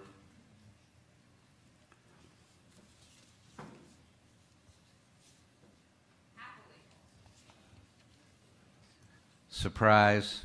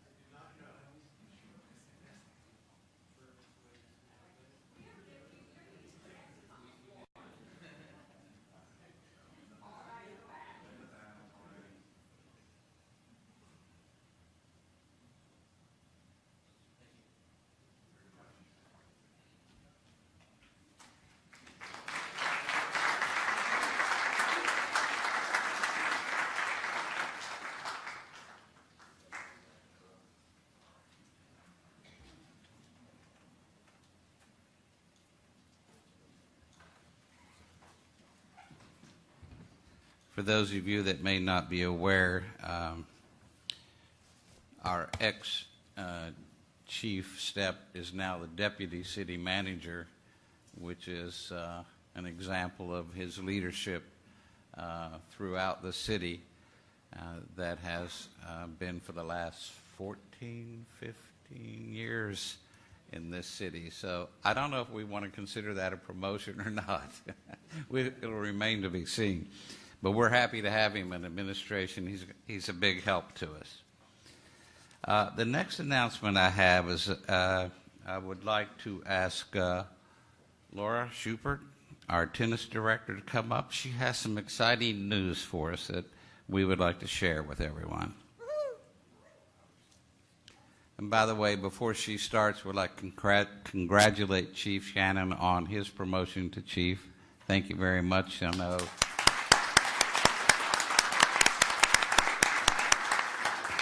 we are jam-packed with leadership in our police department throughout the city, and we're very proud to have Clint with us. Congratulations, and hope you stick with us for a long time, too, in your new role. Thank you. Laura. Congratulations, everybody. Good evening. For the And record, Wendy. Laura Schubert, tennis director, and with me is Wendy Tatum, operations manager of the tennis center. We're just two that represent 11 tennis professionals, incredible maintenance staff, and all our office staff. So we are here tonight to announce that the Palm Beach Gardens Tennis Center has received the Distinguished Facility of the Year Award from the American Sports Builder Association. This award recognized the Gardens Tennis Center for meeting the standard of excellence in design and construction. Specifically, our design took advantage of subsurface irrigation to keep the courts in optimal condition while conserving water. As noted by our players, and several of them were here from Steeplechase this evening, we have the best tennis courts in Palm Beach County, Broward County, Martin County, I would say almost all of South Florida, and we hear it every single day. So we're very, very proud of our new courts, and we also have a little bit of a presentation on our upcoming project. And let me get to that. Wow.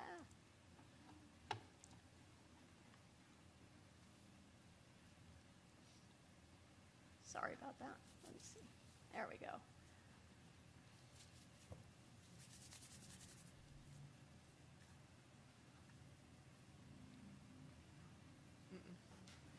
Is it in the city manager report? Well, I was going to be talking about, there should be a slide up here for the tennis clubhouse. There it is. Thank you very much. I apologize. We're very excited to announce that we are finishing up the construction documents of our brand new tennis clubhouse, which is going to be a 10,000 square foot, 2-story facility. It's going to have a pro shop, a performance center, a cafe, a bar, multi-purpose space, catering opportunities, and it's just going to be an incredible social community gathering place. Timeline for this project is we're going to look at the bid going out at the end of May. After that, we'll probably be awarding the contract sometime in September. After that, we hope to begin construction in October, so be looking for a groundbreaking in that regard, and then a grand opening in the summer of 2019. So we're hoping to see everybody out at the tennis center right now. We're in our little clubhouse, but we're managing, but we cannot wait for this incredible signature facility that Palm Beach Gardens will be building. Thank you. Thank you. It just goes to show how well we spend our dollars. And if you don't mind me piping in, as I said earlier, recreation is on our survey.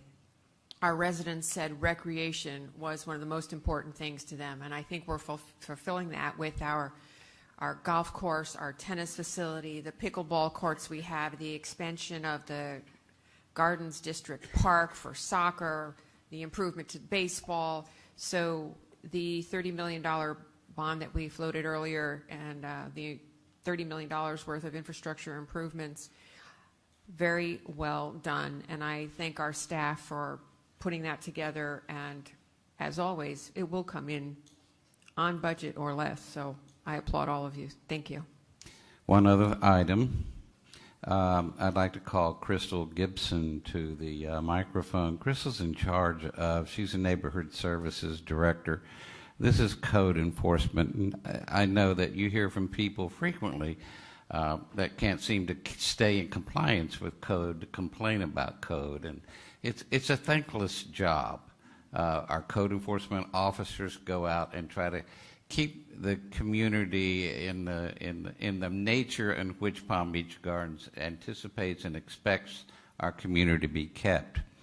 One of the things that's not as well known as that type of code enforcement activity is a humanitarian type of activities that they provide periodically throughout the year. And one of these efforts I've asked Crystal to take a look at here and present you with is an activity they had very recently, and I'll let Crystal take it from there. Thank you, Crystal. You're welcome. Good evening, Mayor and Council. Just for the record, my name is Crystal Gibson. I'm your Neighborhood Services Director. As you stated earlier, our CAS program, our Community Action Support Team program in the city is one where there's a team of people that represent all of the different departments in the city that come together, and they offer assistance to residents and businesses to help them come into compliance with the code. So it's not just strictly code enforcement, go to a hearing, but when we see that there's a need, that we help support by offering resources and applications, programs that can help them to come into compliance with the city's code. So on Saturday, this past Saturday, on the 28th, we were able to assist a resident on Applecrest Drive that needed assistance. That resident recently qualified for the city's Community Development Block Grant Program, our CDBG program that's offered, that's run by a Planning and Zoning Department, where the city provided opportunity for her to have her roof replaced, the windows replaced, a lot of structural improvements to the home. It's for low to moderate income residents. And so through that program, there were so many structural improvements that needed to be made that in order to free up the money to make those improvements, the CAS program came alongside the CDBG program to support and offer assistance in cleaning up the home, things like painting, landscaping services, pressure washing, and fence repair in particular. So on Saturday, we had a group of about 20 volunteers. We partnered with Christ Fellowship, and that was mentioned earlier. It was about half and half of us. That's a picture of the different staff that volunteered along with Christ Fellowship volunteers that day, just after painting. Yeah. It's just a few action photos from the day. It was a beautiful day. I had all hands on deck. You had to see happy staff. You had even the kids helping. Vice Mayor Woods, mentioned earlier, was present. detailing windows, and it was just a beautiful day. We were able to finish painting the home within 3 hours. So that was amazing, amazing feat. As we mentioned, landscaping services was one of the areas. On the before picture, that whole backyard looked like that. Just a lot of landscaping debris that was cleaned up by one of the city's contractors, landscaping contractors, C. Martin Landscaping. Wanted to get that cleared up to make that area, for one, safe for the resident and the neighbors and the people that were coming over to volunteer as well. There was a lot of discoloration to the house. The house needed to be pressure washed and prepared for painting, but also the sidewalk and driveway was pressure cleaned. And those services were donated by our very own Sergeant Jeff Sewell, who provided his services and his time to do that, and he did an excellent job with removing the discoloration that was seen on the property. And this is just a few pictures before and after.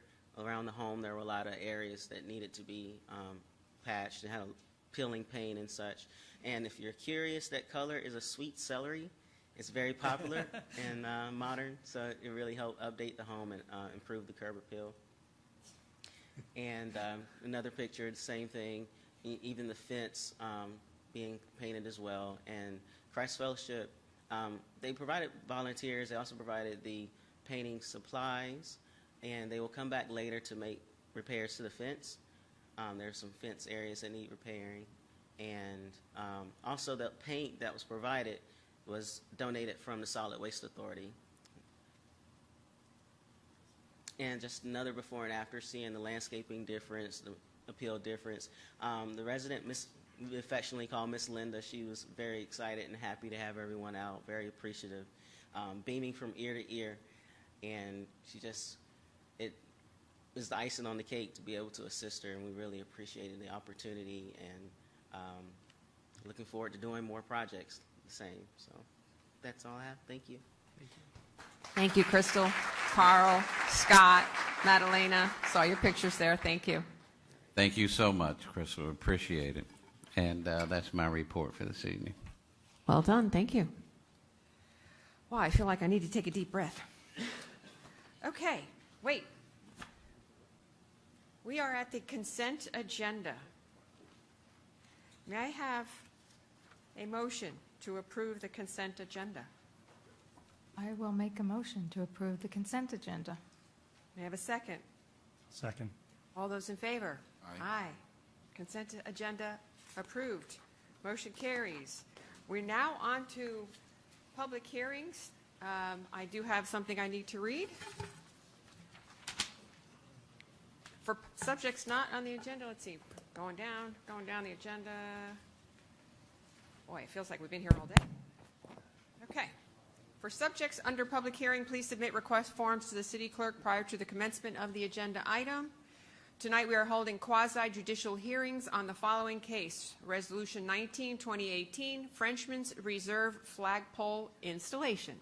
This means that the City Council is required by law to base its decision on the evidence contained in the record of this proceeding, which consists of the testimony at the hearing, the materials which are in the official city file on this application, and any documents presented during this hearing. The Council is also required by law to allow cross-examination of any witnesses who testify tonight. Cross-examination may occur after the staff, the applicant, and other participants have made their presentations and will be permitted in the order of the witness's appearance. It is necessary that anyone who testifies at the hearing remain until the conclusion of the hearing in order to be able to respond to any questions. If you plan to testify this evening or wish to offer written comments, please fill out a card and give it to the city clerk. The city clerk will now swear in all persons who intend to offer testimony this evening on any of these cases. Do you solemnly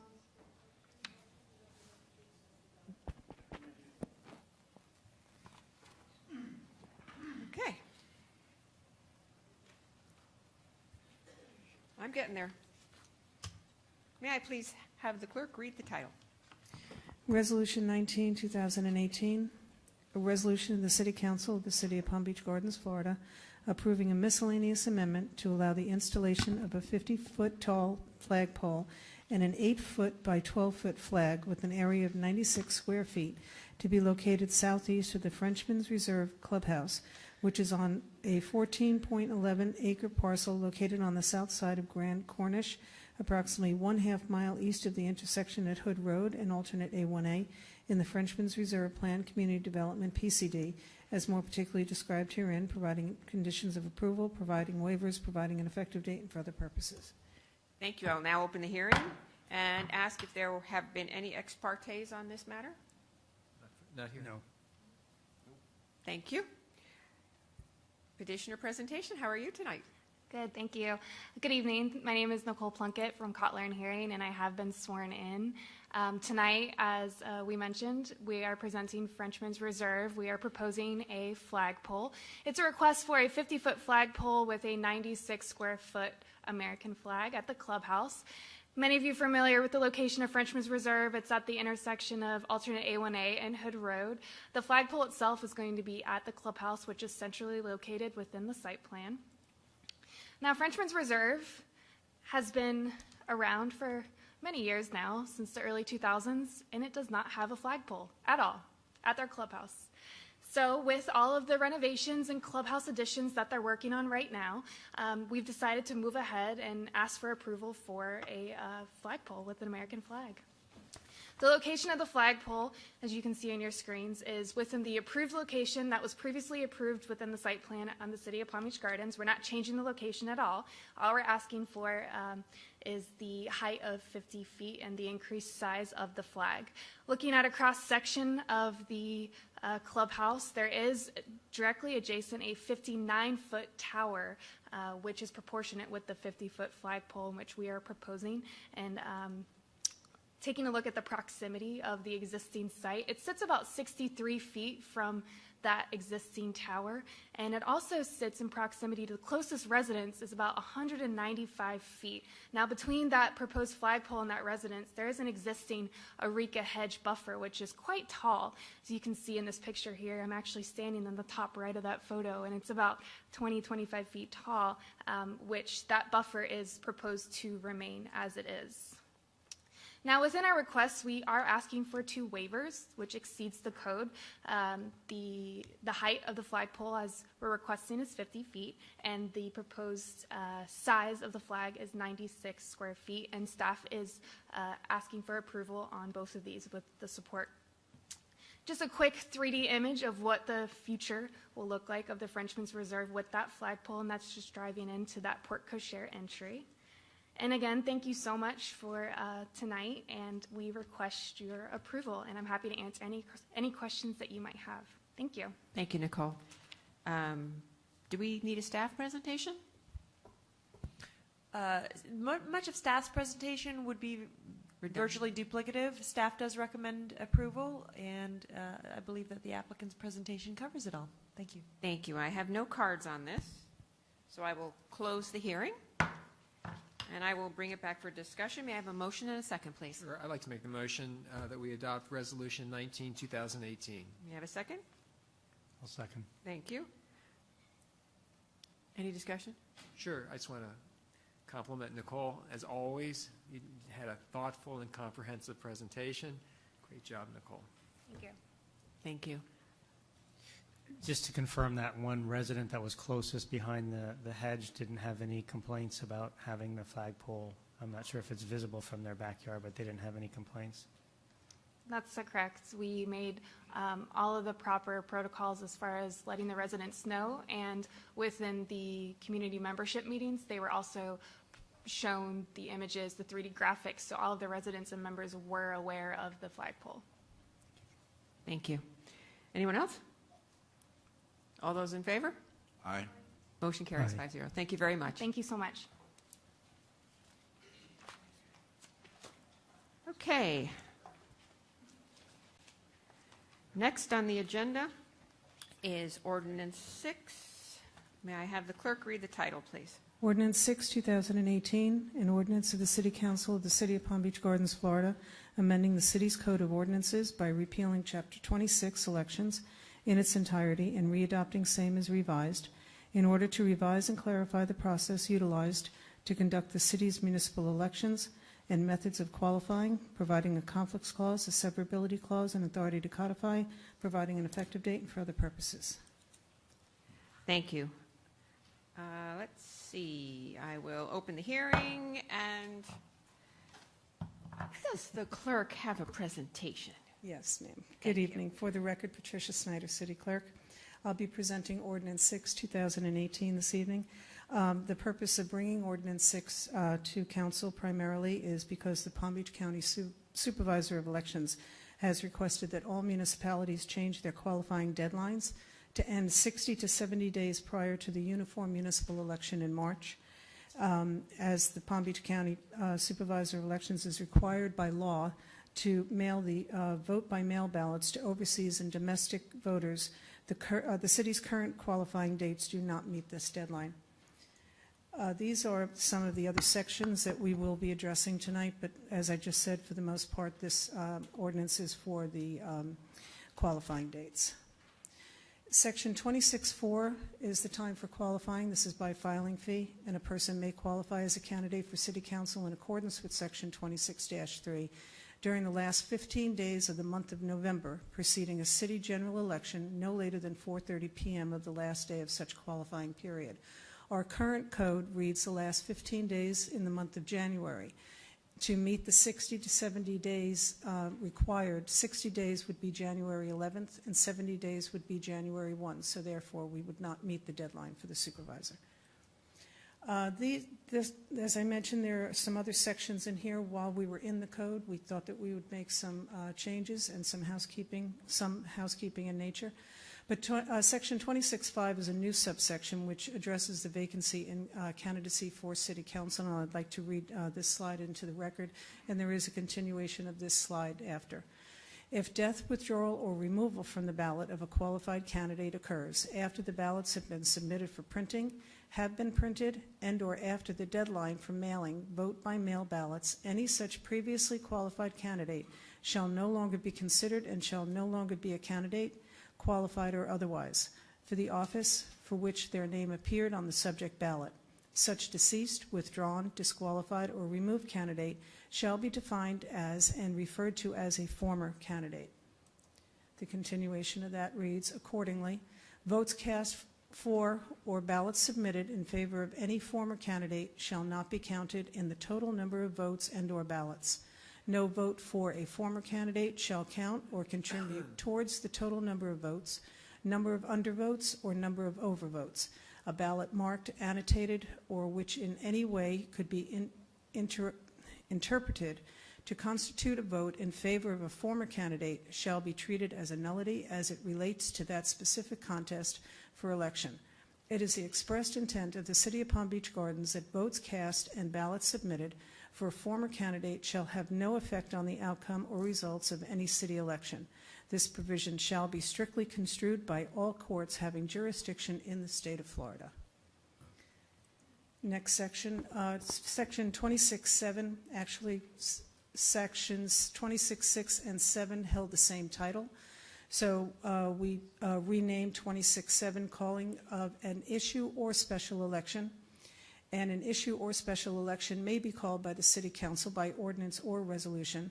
Whenever possible, the issue or special election shall be held in conjunction with a regular city election, which is the March uniform municipal election. No issue or special election may be called without prior approval of the Supervisor of Elections. As I pointed out last month, we have to have a 90-day approval from her in order to have a special election.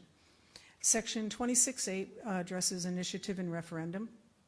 A petitioner's committee action at any time prior to the ballot deadline, the petitioner's committee may file with the city clerk a written request to withdraw the initiative or referendum petition.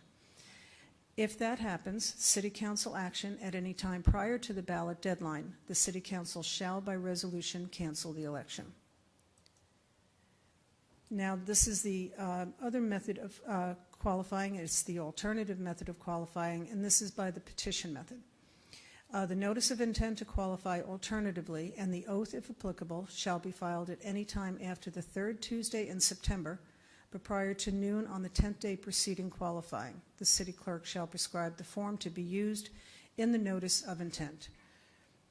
Each candidate shall submit the petitions for verification to the city clerk no later than noon on the 10th day preceding the first day of qualifying, which would give the candidates anywhere between 5 and 6 weeks to gather the petitions. Although this is in state law, it has not been in our code, so we have put this into new section 2625, which is the election assessment and filing fee. Each person seeking to qualify as a candidate to any office except a person seeking to qualify by the petition process shall pay a qualifying fee, which shall consist of a filing fee and election assessment to the officer with whom the person qualifies. The amount of the filing fee is 3% of the annual salary of the office sought. The amount of the election assessment is 1% of the annual salary of the office sought, and the election assessment shall be transferred to the Elections Commission Trust Fund. B will now read, a person who seeks to qualify as a candidate for any office and who meets the petition requirements of section 26-24, alternative method of qualifying, is not required to pay the filing fee. However, the 1% election assessment still must be paid. These are just some minor modifications that we're proposing for the ordinance. Section 2616 changes absentee ballots to vote by mail. Section 26-3 replaces the candidate oath with the oath prescribed by the Florida Division of Elections. Various sections throughout the code, due to periodic changes to the numbering of Florida statutes, all references to the statutes have been removed and replaced with the word state law. And also various sections throughout the code, we're proposing to replace reference of his or her to their, making it more gender neutral. Some other modifications, section 2613, voting machines. It removes the reference of the city clerk determining the number of voting machines in each precinct for city elections and replaces with shall be determined by the Palm Beach County Supervisor of Elections, which has always been the case. It has never been the city clerk. Section 2614 ballots change the reference for city council from seat to group in the charter, your groups 1 through 5. Section 2617, at such time as the city clerk receives the certified results from the Palm Beach County Supervisor of Elections, the city clerk shall issue a certificate of election to each candidate elected and shall issue a certificate of election of each issue. The city clerk does not certify the results. I received the certified results from the Supervisor of Elections. And staff is recommending approval of Ordinance 6, 2018 as presented on first reading. Any questions? Okay, I actually have one card on this item. Kevin Easton?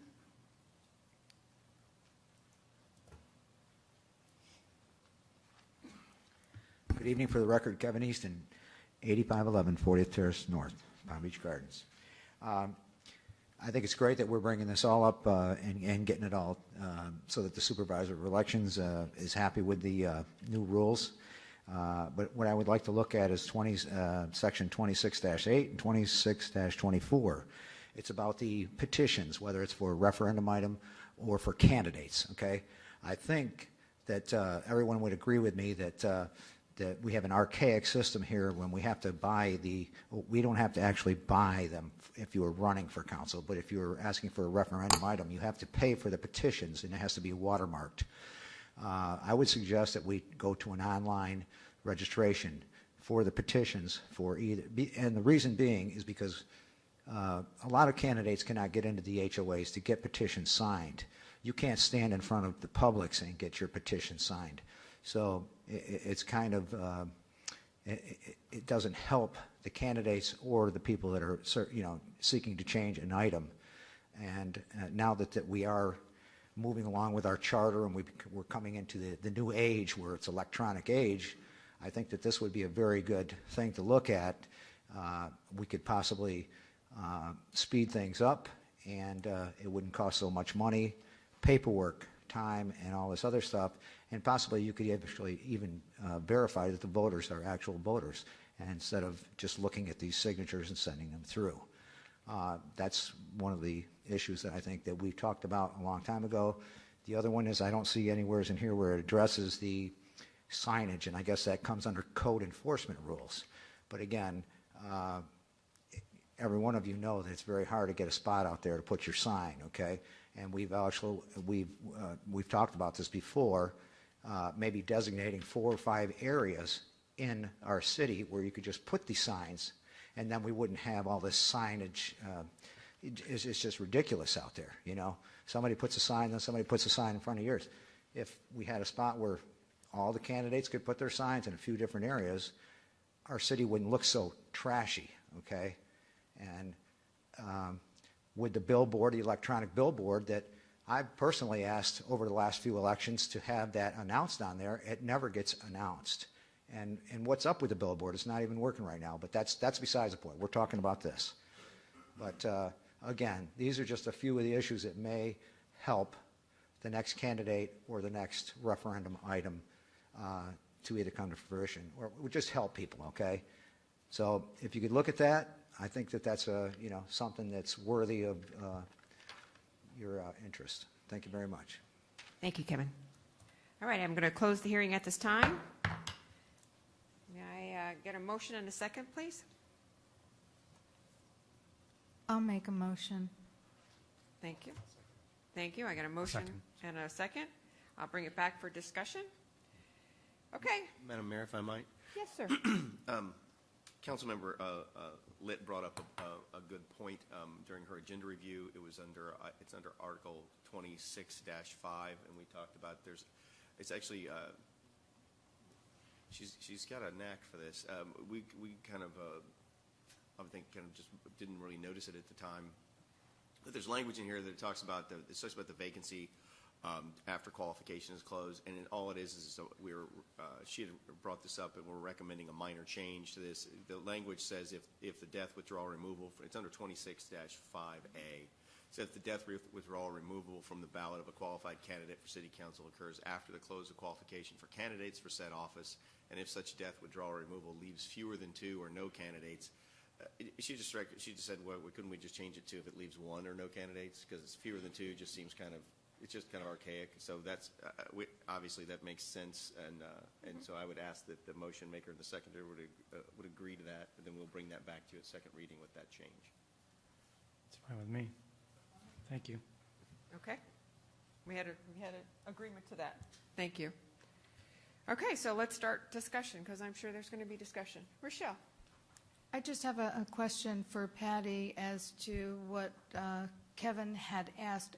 Where is the sign information? It's not in this chapter anyway originally in 26. Is it in another portion of the code? Is it under code enforcement? It's in Chapter 78. It's in, so it's, okay, and we're not looking at that today, so that is something for a totally other time. So I just wanted to make sure it wasn't in here and we missed it somewhere.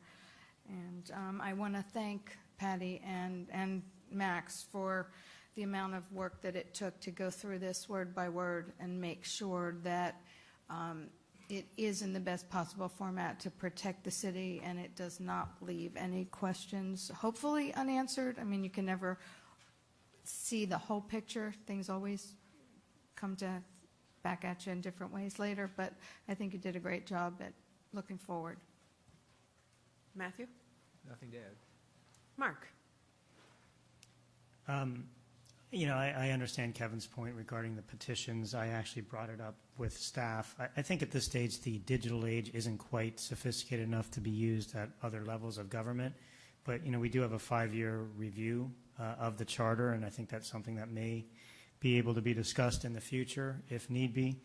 Signing petitions, getting petitions is not an easy process, but the live face-to-face, I think, is really the whole purpose of trying to get petitions. So even though I agree that it's an onerous task, I think at this stage I don't trust the online methodology enough, and I don't think any other level of government is doing it either. So I wanted to acknowledge the question and my thoughts on that as well. Also, there was some language questions that we wanted to clean up, thanks to Max and thanks to Iris, who brought it up to make sure that the language was going to be consistent. I think it all makes a lot of sense.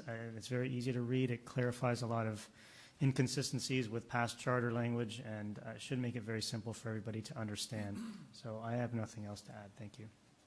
Carl? No, I just think we've been cleaning everything else up for the last year. This might as well be part of it as well. It reads pretty straightforward. Again, Iris always gives us a little bit of a different angle to look at some things, and it helps. And I've thought along Kevin's lines as well as opening it up, but I don't think we're there yet either. So to me, it's right where it should be for now. And like Mark said, you know, we can revisit this in 5 years and see where our electronic age is at that time. Thank you.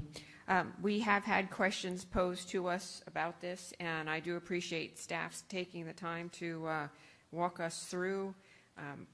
It is important for us to have the right timing and not have to continually amend this when we have a presidential preference primary, which we are, by moving the dates, we are consistent going forward, and by expanding the time frame, because our population has gone up and the requirement of how many signatures you are going to need has increased. I appreciate the extension of time, and we just don't need to be in conflict anymore. We need to make everything current.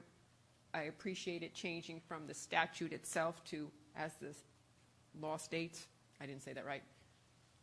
State law. State law. So I think we are doing a good job at going forward with this. Signage, if I'm not mistaken, is also covered in our handbooks, correct? Yes, it is. Okay. So not only is it in the code, the signage code, it's also in our handbooks. And as for online, I don't think we're ready for that. There was also a question about online notification, which I don't believe anybody should be notified online. I think it needs to be certified, return receipt requested, so that you actually have notification that somebody did get their information. Email, you never know if it goes in somebody's spam box or anything like that. You don't have proof that they received it. And also, I believe that it is important for whoever the candidate is, come in front of the clerk themselves. There are too many pieces of the puzzle that have to be done when that person walks in the office and declares their candidacy, and they have to be sworn in. So I don't believe that there should be a proxy for that procedure. That was just another one of the questions that came at us. So we are trying to be as thorough as possible and get as much information as possible, and I think we're doing a good job of this. And I would like to see this go forward. So at this time, may I take a vote? All those in favor? Aye. Aye. Aye. Thank you. Motion carries 5-0. Thank you. All right. Next, Ordinance 7. May I have the clerk read the title, please? Yes, ma'am. Ordinance 7, 2018, an ordinance of the City Council of the City of Palm Beach Gardens, Florida, adopted in accordance with Sections 101.161 and 166.031 Florida statutes, calling for a referendum to be held on August 28, 2018, proposing to the electorate of the city that the city charter be amended at Section 4-1 to change existing city council term limits from 2 consecutive full terms to 3 consecutive full terms, and providing that such term limits shall be applied retroactively to sitting city council members, providing that the remainder of the charter, as may be amended by the electorate, shall remain in full force and effect, providing for submission of the proposed ballot question to the electors of the city, setting forth the form of the question to be voted upon at such election, providing a conflicts clause, a severability clause, and authority to codify, providing an effective date and for other purposes. At this time, I will open the hearing. Has anything changed since the first reading? No, ma'am. No, ma'am. Does anyone need a presentation? No. Thank you. I do not have any comment cards, so I will close the hearing. May I get a motion and a second, please? I'll make the motion to accept Ordinance 7, 2018. May I have a second? Reading. I'll second the motion. Thank you. Any discussion? I guess I'll go for a bit, a very small bit. I don't think anybody's going to be shocked or awed. by the fact that I'm voting against the proposal, so I'll briefly explain my rationale, and then we will vote. For me, the problem is that the cumulative effect of Ordinance 7, 2018, and Ordinance 28, 2017, is that a council member will be able to serve 9 years, sit out 3, and then serve another 9 years. So the aggregate effect of these proposed ordinances is that a council member will be able to serve 18 years during a 21-year period of time. Now, for those of us who believe in term limits, this creates a problem. Before I got involved in politics, I used to believe, and I used to say, we don't need term limits. Elections are term limits. But then after becoming an elected public official, I found that as an incumbent, politicians can create such strong relationships and can amass such a large campaign war chest that it becomes almost impossible to get rid of them. And this causes good people to be unable to successfully challenge incumbents. It causes people with new ideas to be shut out of the process. It causes burned out politicians to remain in office in order to collect a paycheck and a government benefit. And it causes career politicians to ignore the best interests of their constituents because, quite frankly, they don't have to do so. So for these reasons, I support term limits, and by term limits, I mean serving a fixed number of terms in office and not being able to run again for the same position. Now, I recognize that others have a different opinion, and I believe that our diversity of opinions as a council is what makes us strong. However, for the reasons that I just articulated briefly, I'm voting against Ordinance 7. And with that being said, That's see if fine. anybody That's else has great. any- Anybody else have any comments? Mark, I saw you hit your microphone. I appreciate Councilman Lean's point of view. I think what we are going to see going forward, there is definitely a desire for term limits in the city of Palm Beach Gardens, and I think you're going to see more of that across the country, which is, I'm sure, a good thing. The reality is once you serve your terms, and at this point it's still only 2 3-year terms, depending on the result of the election in August.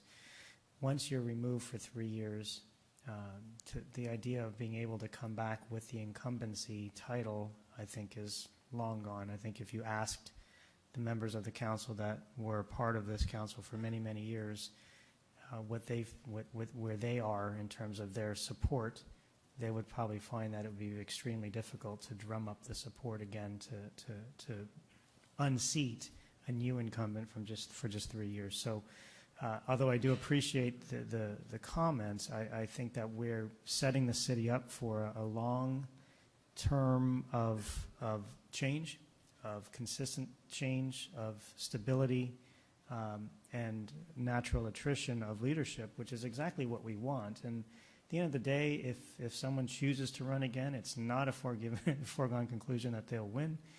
But if they're that much more qualified than their opponents, then that's what the voters of the city accepted in the March election. So again, I appreciate the comments, but I think that the city is I think we are trying to do the right thing to make sure that the leadership of the city has some consistency, but will also have enough change over the years to create a stable leadership. So I'm going to support this ordinance and hope that the rest of the residents of the city do too. Rochelle? Carl? I have a couple of comments. I'll just briefly go over this for the 90th millionth time on why I'm going to support this. We appointed a charter review committee. This was their recommendation based on meetings, communications with the public, and their debate. I've had multiple conversations based on nasty emails that's been sent to me that I knocked on doors with people that supported 333s. I even tabled it right here on the dais. How do we get to 333s with a lifetime ban? Thinking that part of the community wanted that. Mr. Dinerstein stated in this room that it was never meant to be a lifetime ban. Mr. Deloe said in open court it was never supposed to be a lifetime ban. And I've never and anybody that spoke to me about this particular issue, I told them to call everybody. Call council members, call whoever you need to call to voice your opinion. I've never had one person call me supporting a 2 4-year term, because I would have been open to any sort of term that the community wanted, as long as it was in support of term limits. 333s was the way that it went.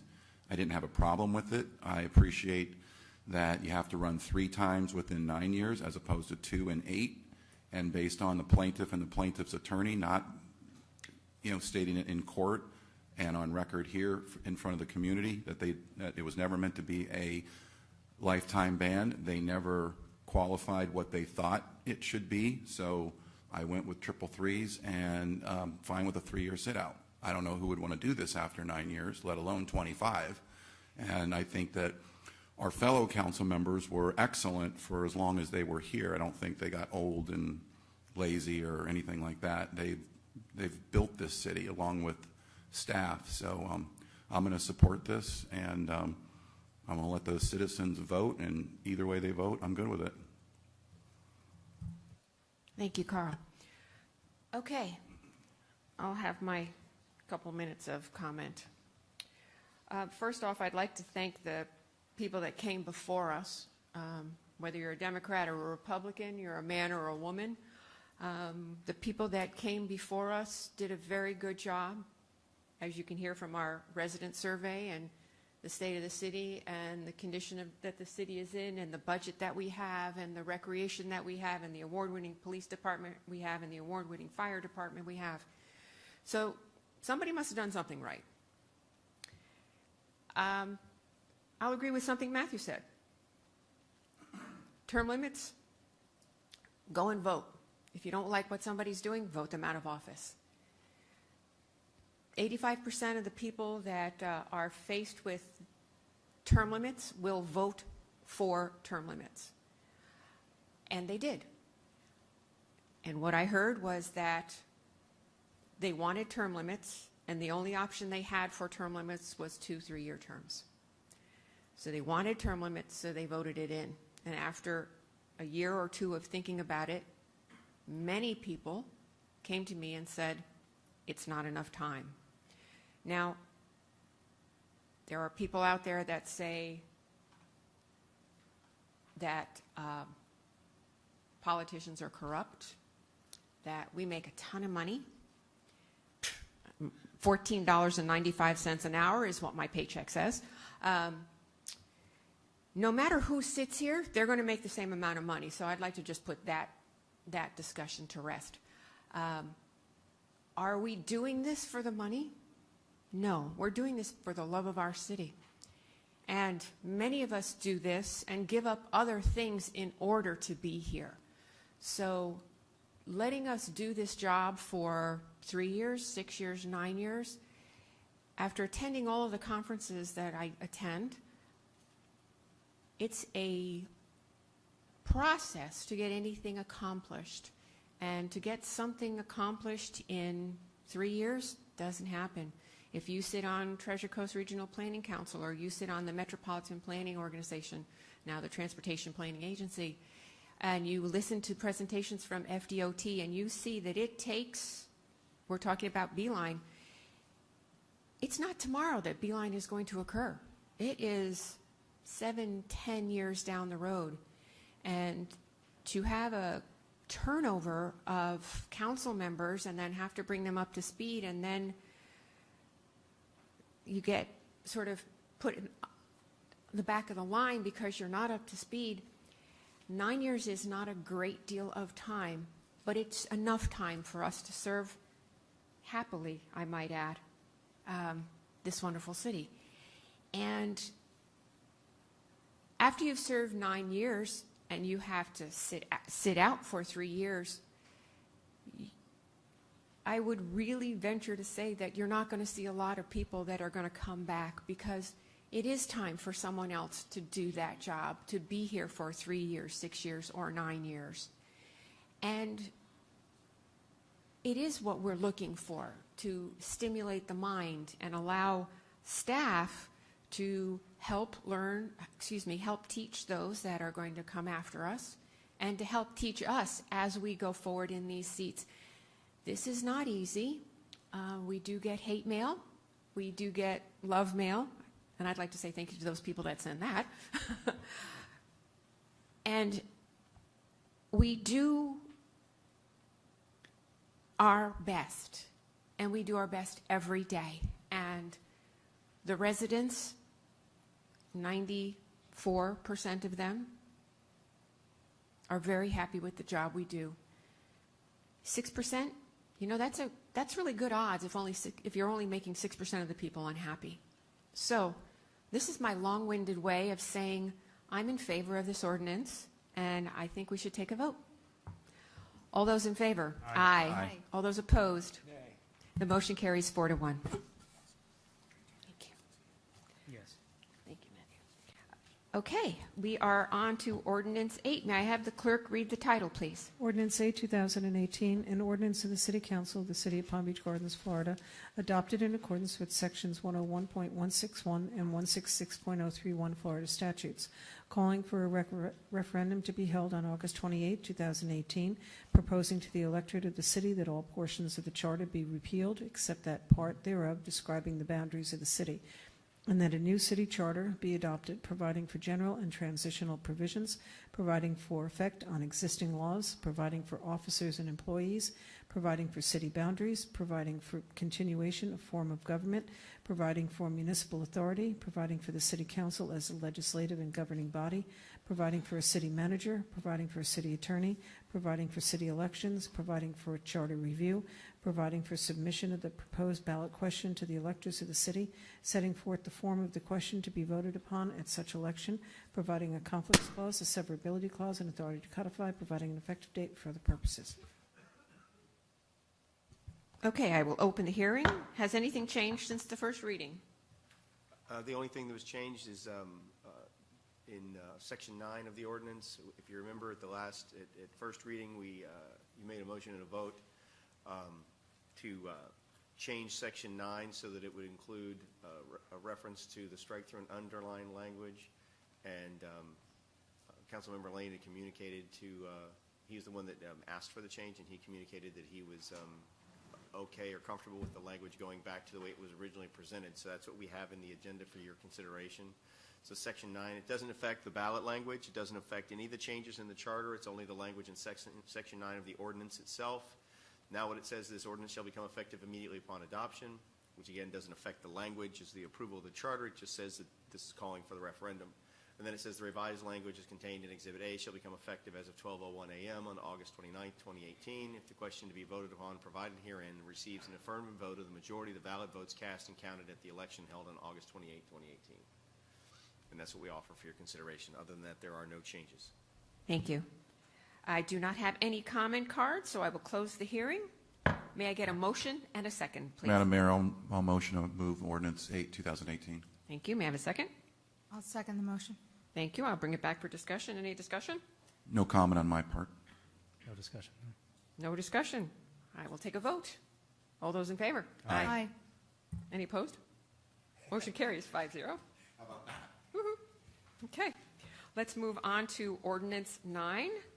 May I have the clerk read the title, please? Ordinance 9, 2018, an ordinance of the City Council of the City of Palm Beach Gardens, Florida, adopted in accordance with Sections 101.161 and 166.031 Florida statutes, calling for a referendum to be held on August 28, 2018, proposing to the electorate of the city that the city charter be amended at Section 6-1A to remove the residency requirement for the city manager in order to empower the City Council with the authority to determine any residency requirement as part of the city manager's employment contract, providing that the remainder of the charter, as may be amended by the electorate, shall remain in full force and effect as previously enacted, providing for submission of the proposed ballot question to the electors of the city, setting forth the form of the question to be voted upon at such election, providing a conflicts clause, a severability clause, and authority to codify, providing an effective date for other purposes.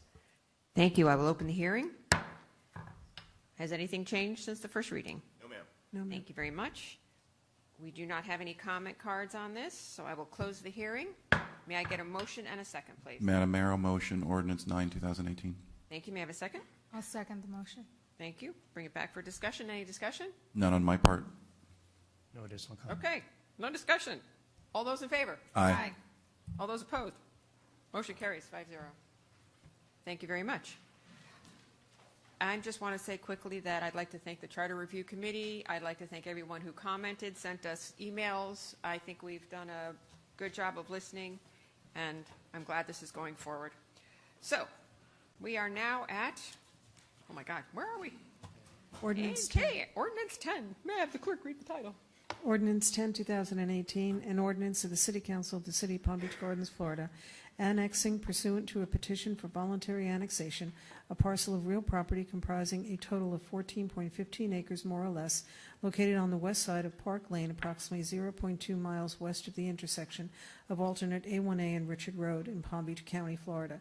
That is more particularly described herein, declaring that the voluntary annexation petition bears the signature of the owner of the real property annexed hereby, amending Article 2 of the City Charter by redefining the corporate limits, providing for transmittal to the Florida Department of State, the Florida Governor's Office, and Palm Beach County, providing a conflicts clause, a severability clause, and authority to codify, providing an effective date and for other purposes.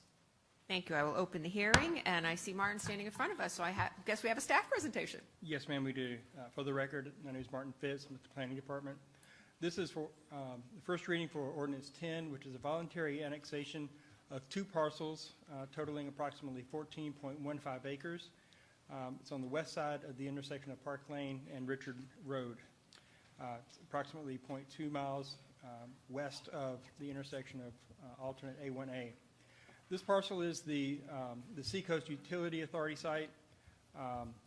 It is also the location of the city's proposed police and fire training facility, and the annexation will help facilitate the permitting process for creating that facility. As you know, the city is proposing to build a public safety training complex for not only for our public safety departments, but also for the neighboring communities as well. Just a few brief slides of what will be proposed. The annexation is consistent with Florida statutes. It's also consistent with our proposed annexation areas, and it does meet the city's level of service standards for annexation. The site has been publicly noticed in accordance with the Florida statutes.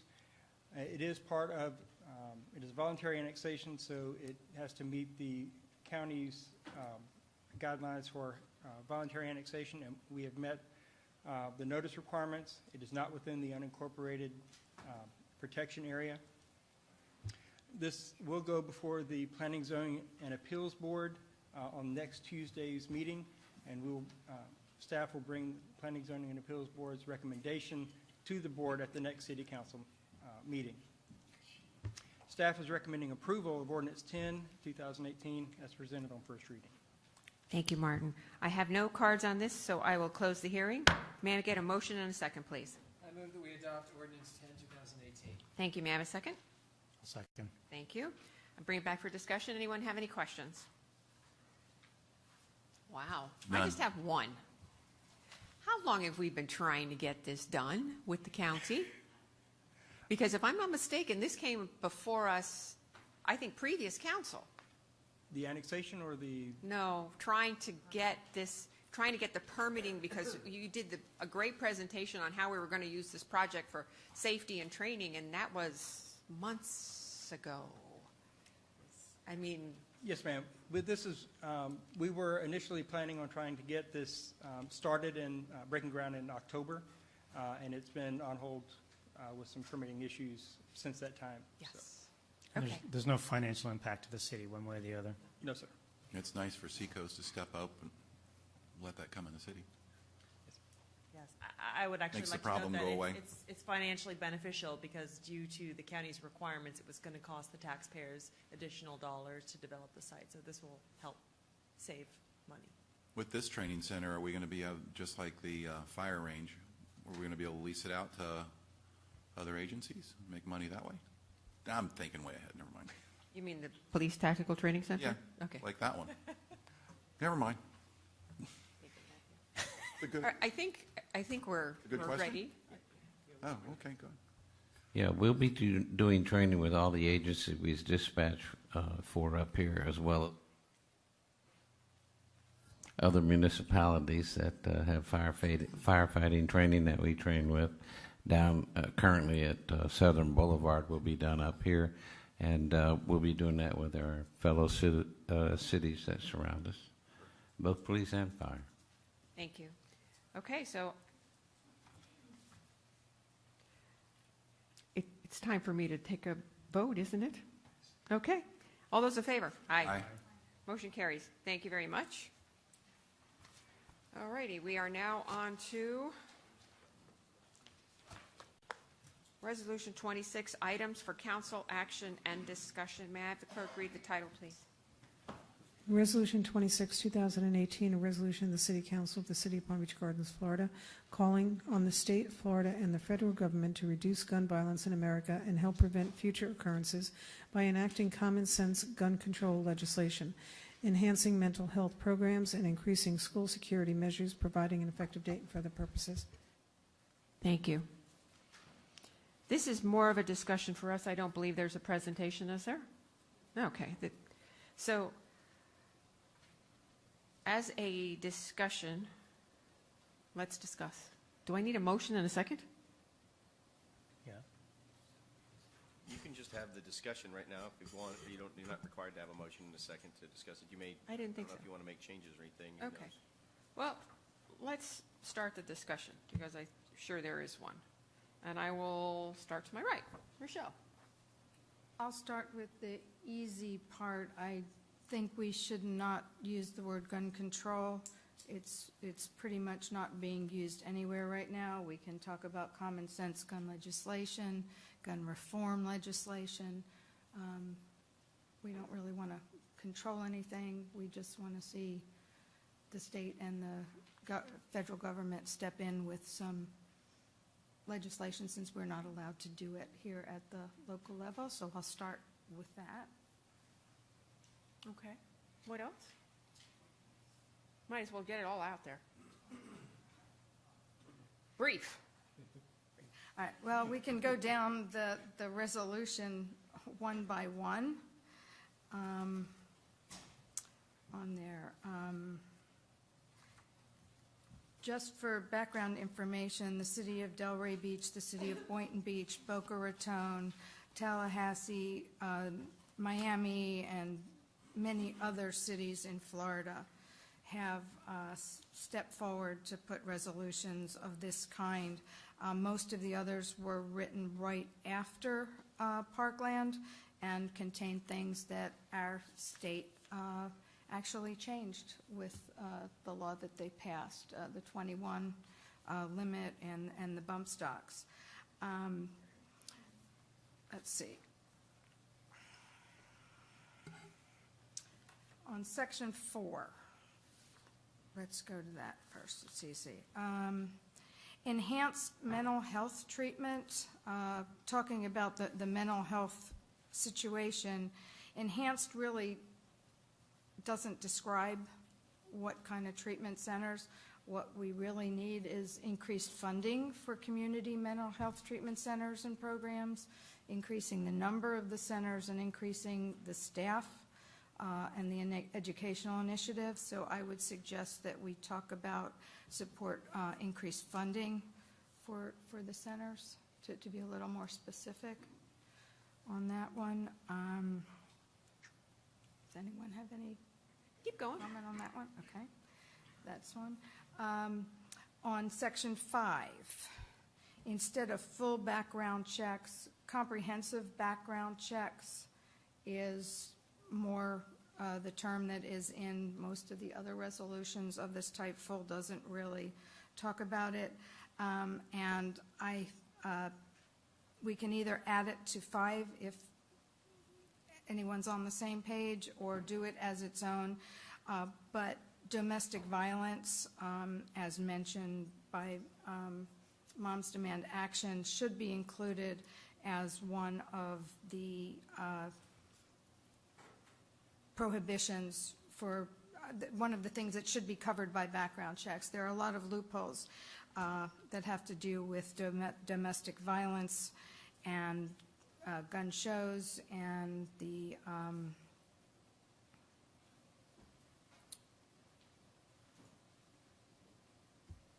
was that? Private sales. Yeah. Private sales? Yeah, and the private sales. Thank you. It's getting late, guys, you know. So it's a tough thing.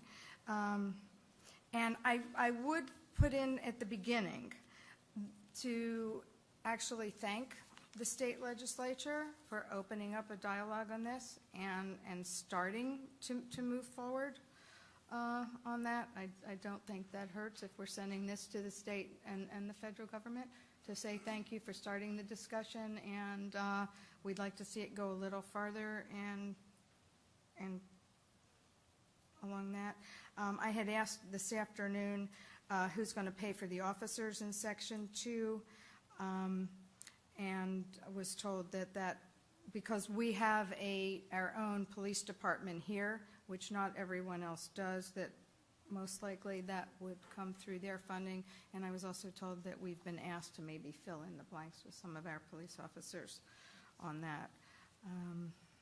I would like to see under, let's see, where is it? Under Section 5, let's see.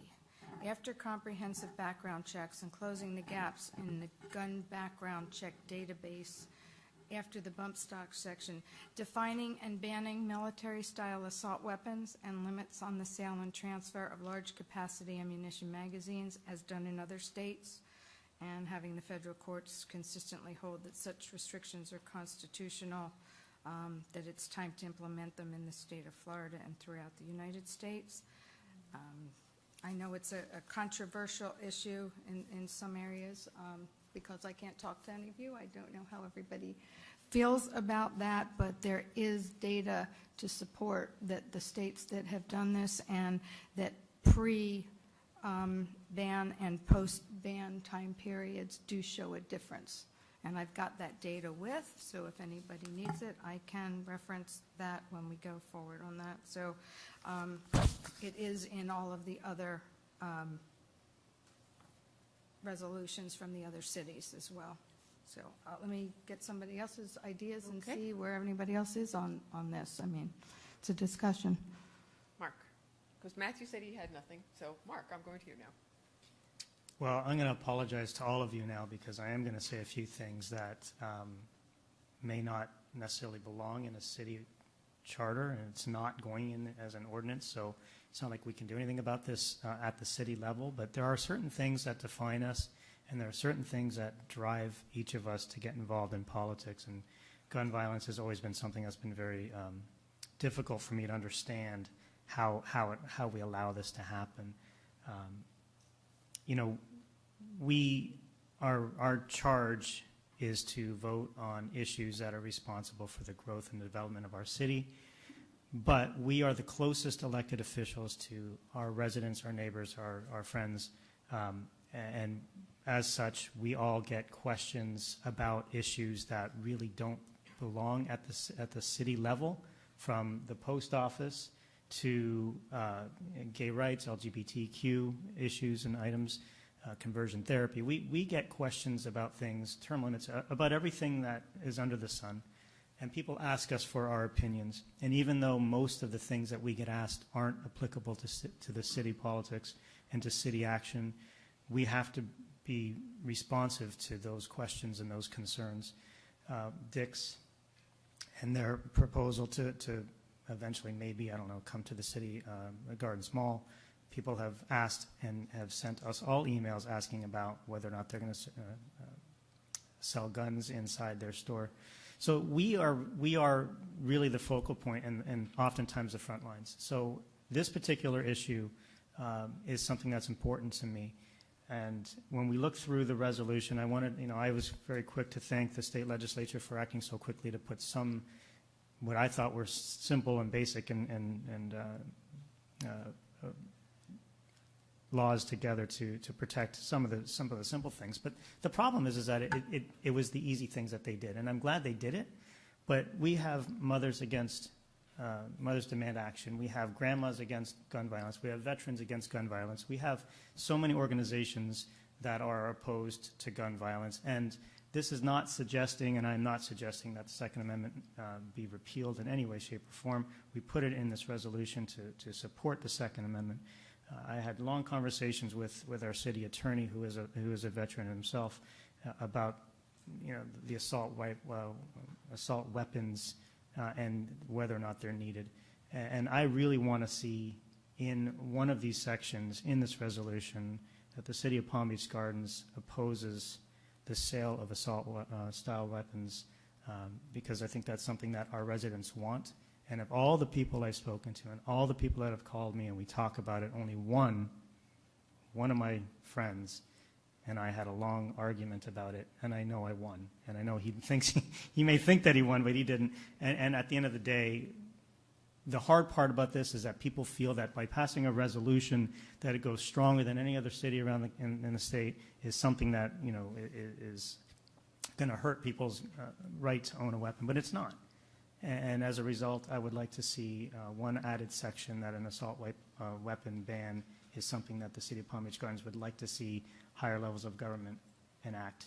And at that, I am finished. Carl?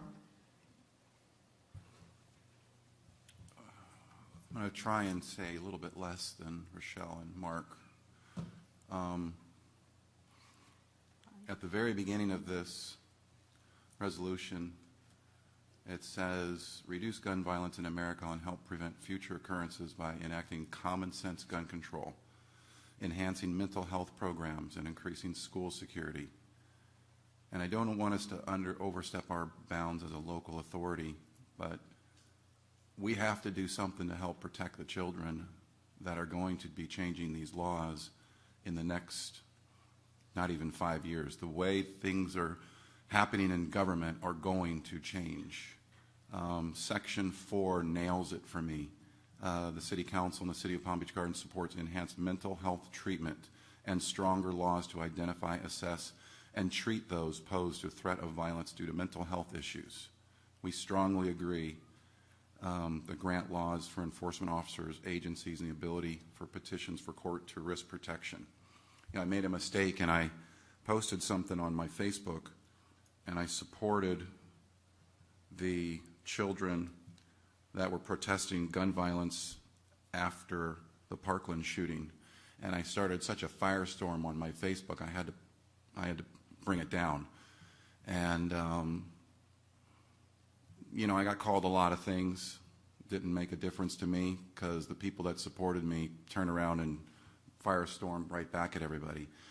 But the thing of it is from the top of the government, from the President of the United States to each state, to the sheriffs, to the school, to the local council members, we all need to agree. We need to do whatever it takes to keep our children safe, period, end of story. And there's no way I would think, the way that we have crafted this language, there's no way that I could not support this 100%. And it's about keeping the children safe. It's not about gun laws. It's not anything near the Second Amendment. It's about doing what's right to keep people alive. It's too much gone on in the last years with school shootings. It's got to stop soon, sooner than later. At this point, it's getting to be ridiculous. And that's all I have to say about it. Thank you, Carl. As Rochelle said, this is actually our first opportunity to discuss this due to sunshine laws. And there are mixed emotions, and my only caveat is that this needs to be a professional approach and not an emotional approach, because a professional approach is what will do the correct problem solving. To me, a strong issue is the mental health issue, and I believe you ladies commented on that also. Guns should not be in the hands of people with mental health issues, and we as a nation need to recognize the whole mental health aspect, not just for guns, but for domestic violence, for criminals, and we don't have enough emphasis right now on mental health. we do have a Second Amendment. I kind of laugh sometimes when I think about the Second Amendment, and when it was written, people were carrying bayonets. So it's not for me to decide who should or shouldn't carry a semi-automatic rifle, and people already have them. And if you outlaw them and make it a criminal offense to have one, now you've taken a right away from someone that has had that right. I'm not saying that I think assault rifles there's a longer discussion than this. But as our role as city council persons,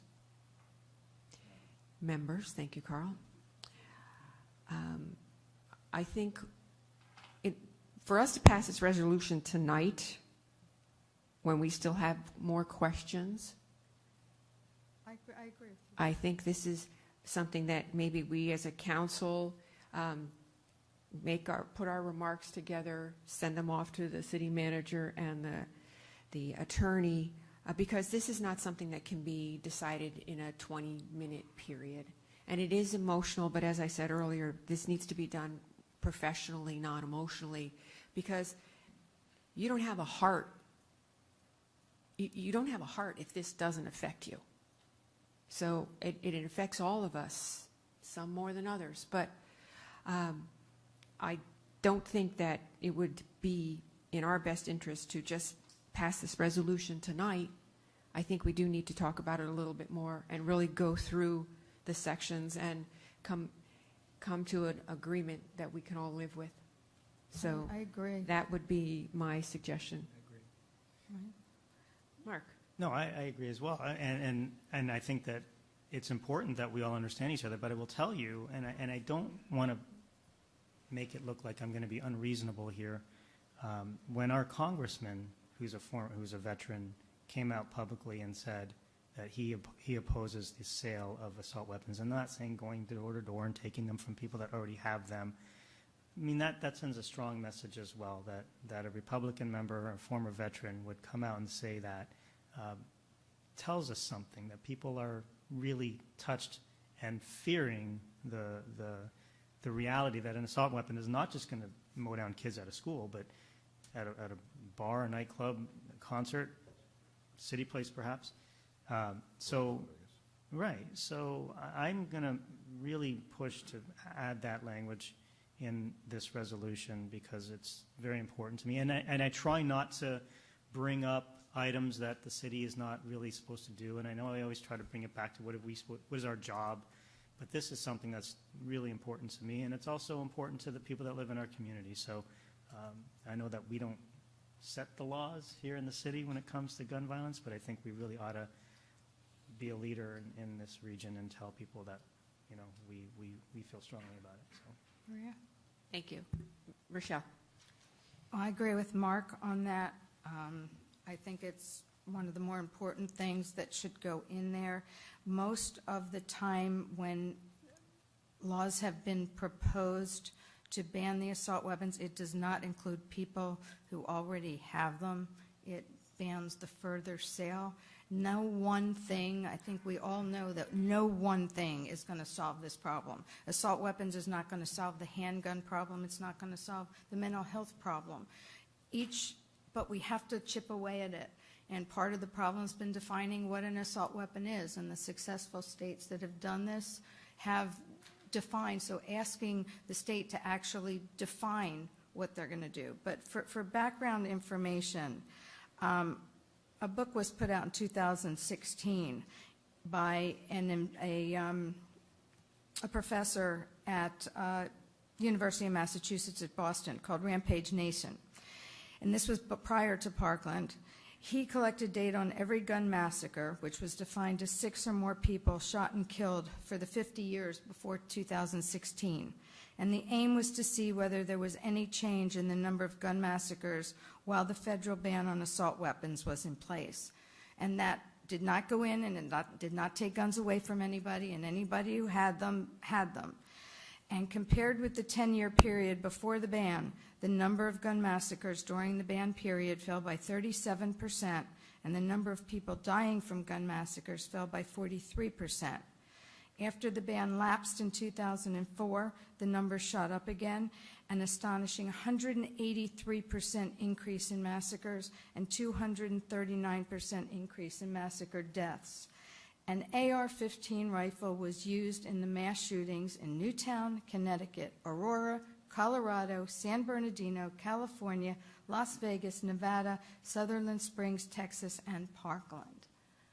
We have to do something to ask the legislature and the federal government to take these off the street and prevent the further proliferation going forward. I also wanted to address the statewide preemption. We don't have the ability to regulate guns in any way, shape, or form because of the statewide preemption.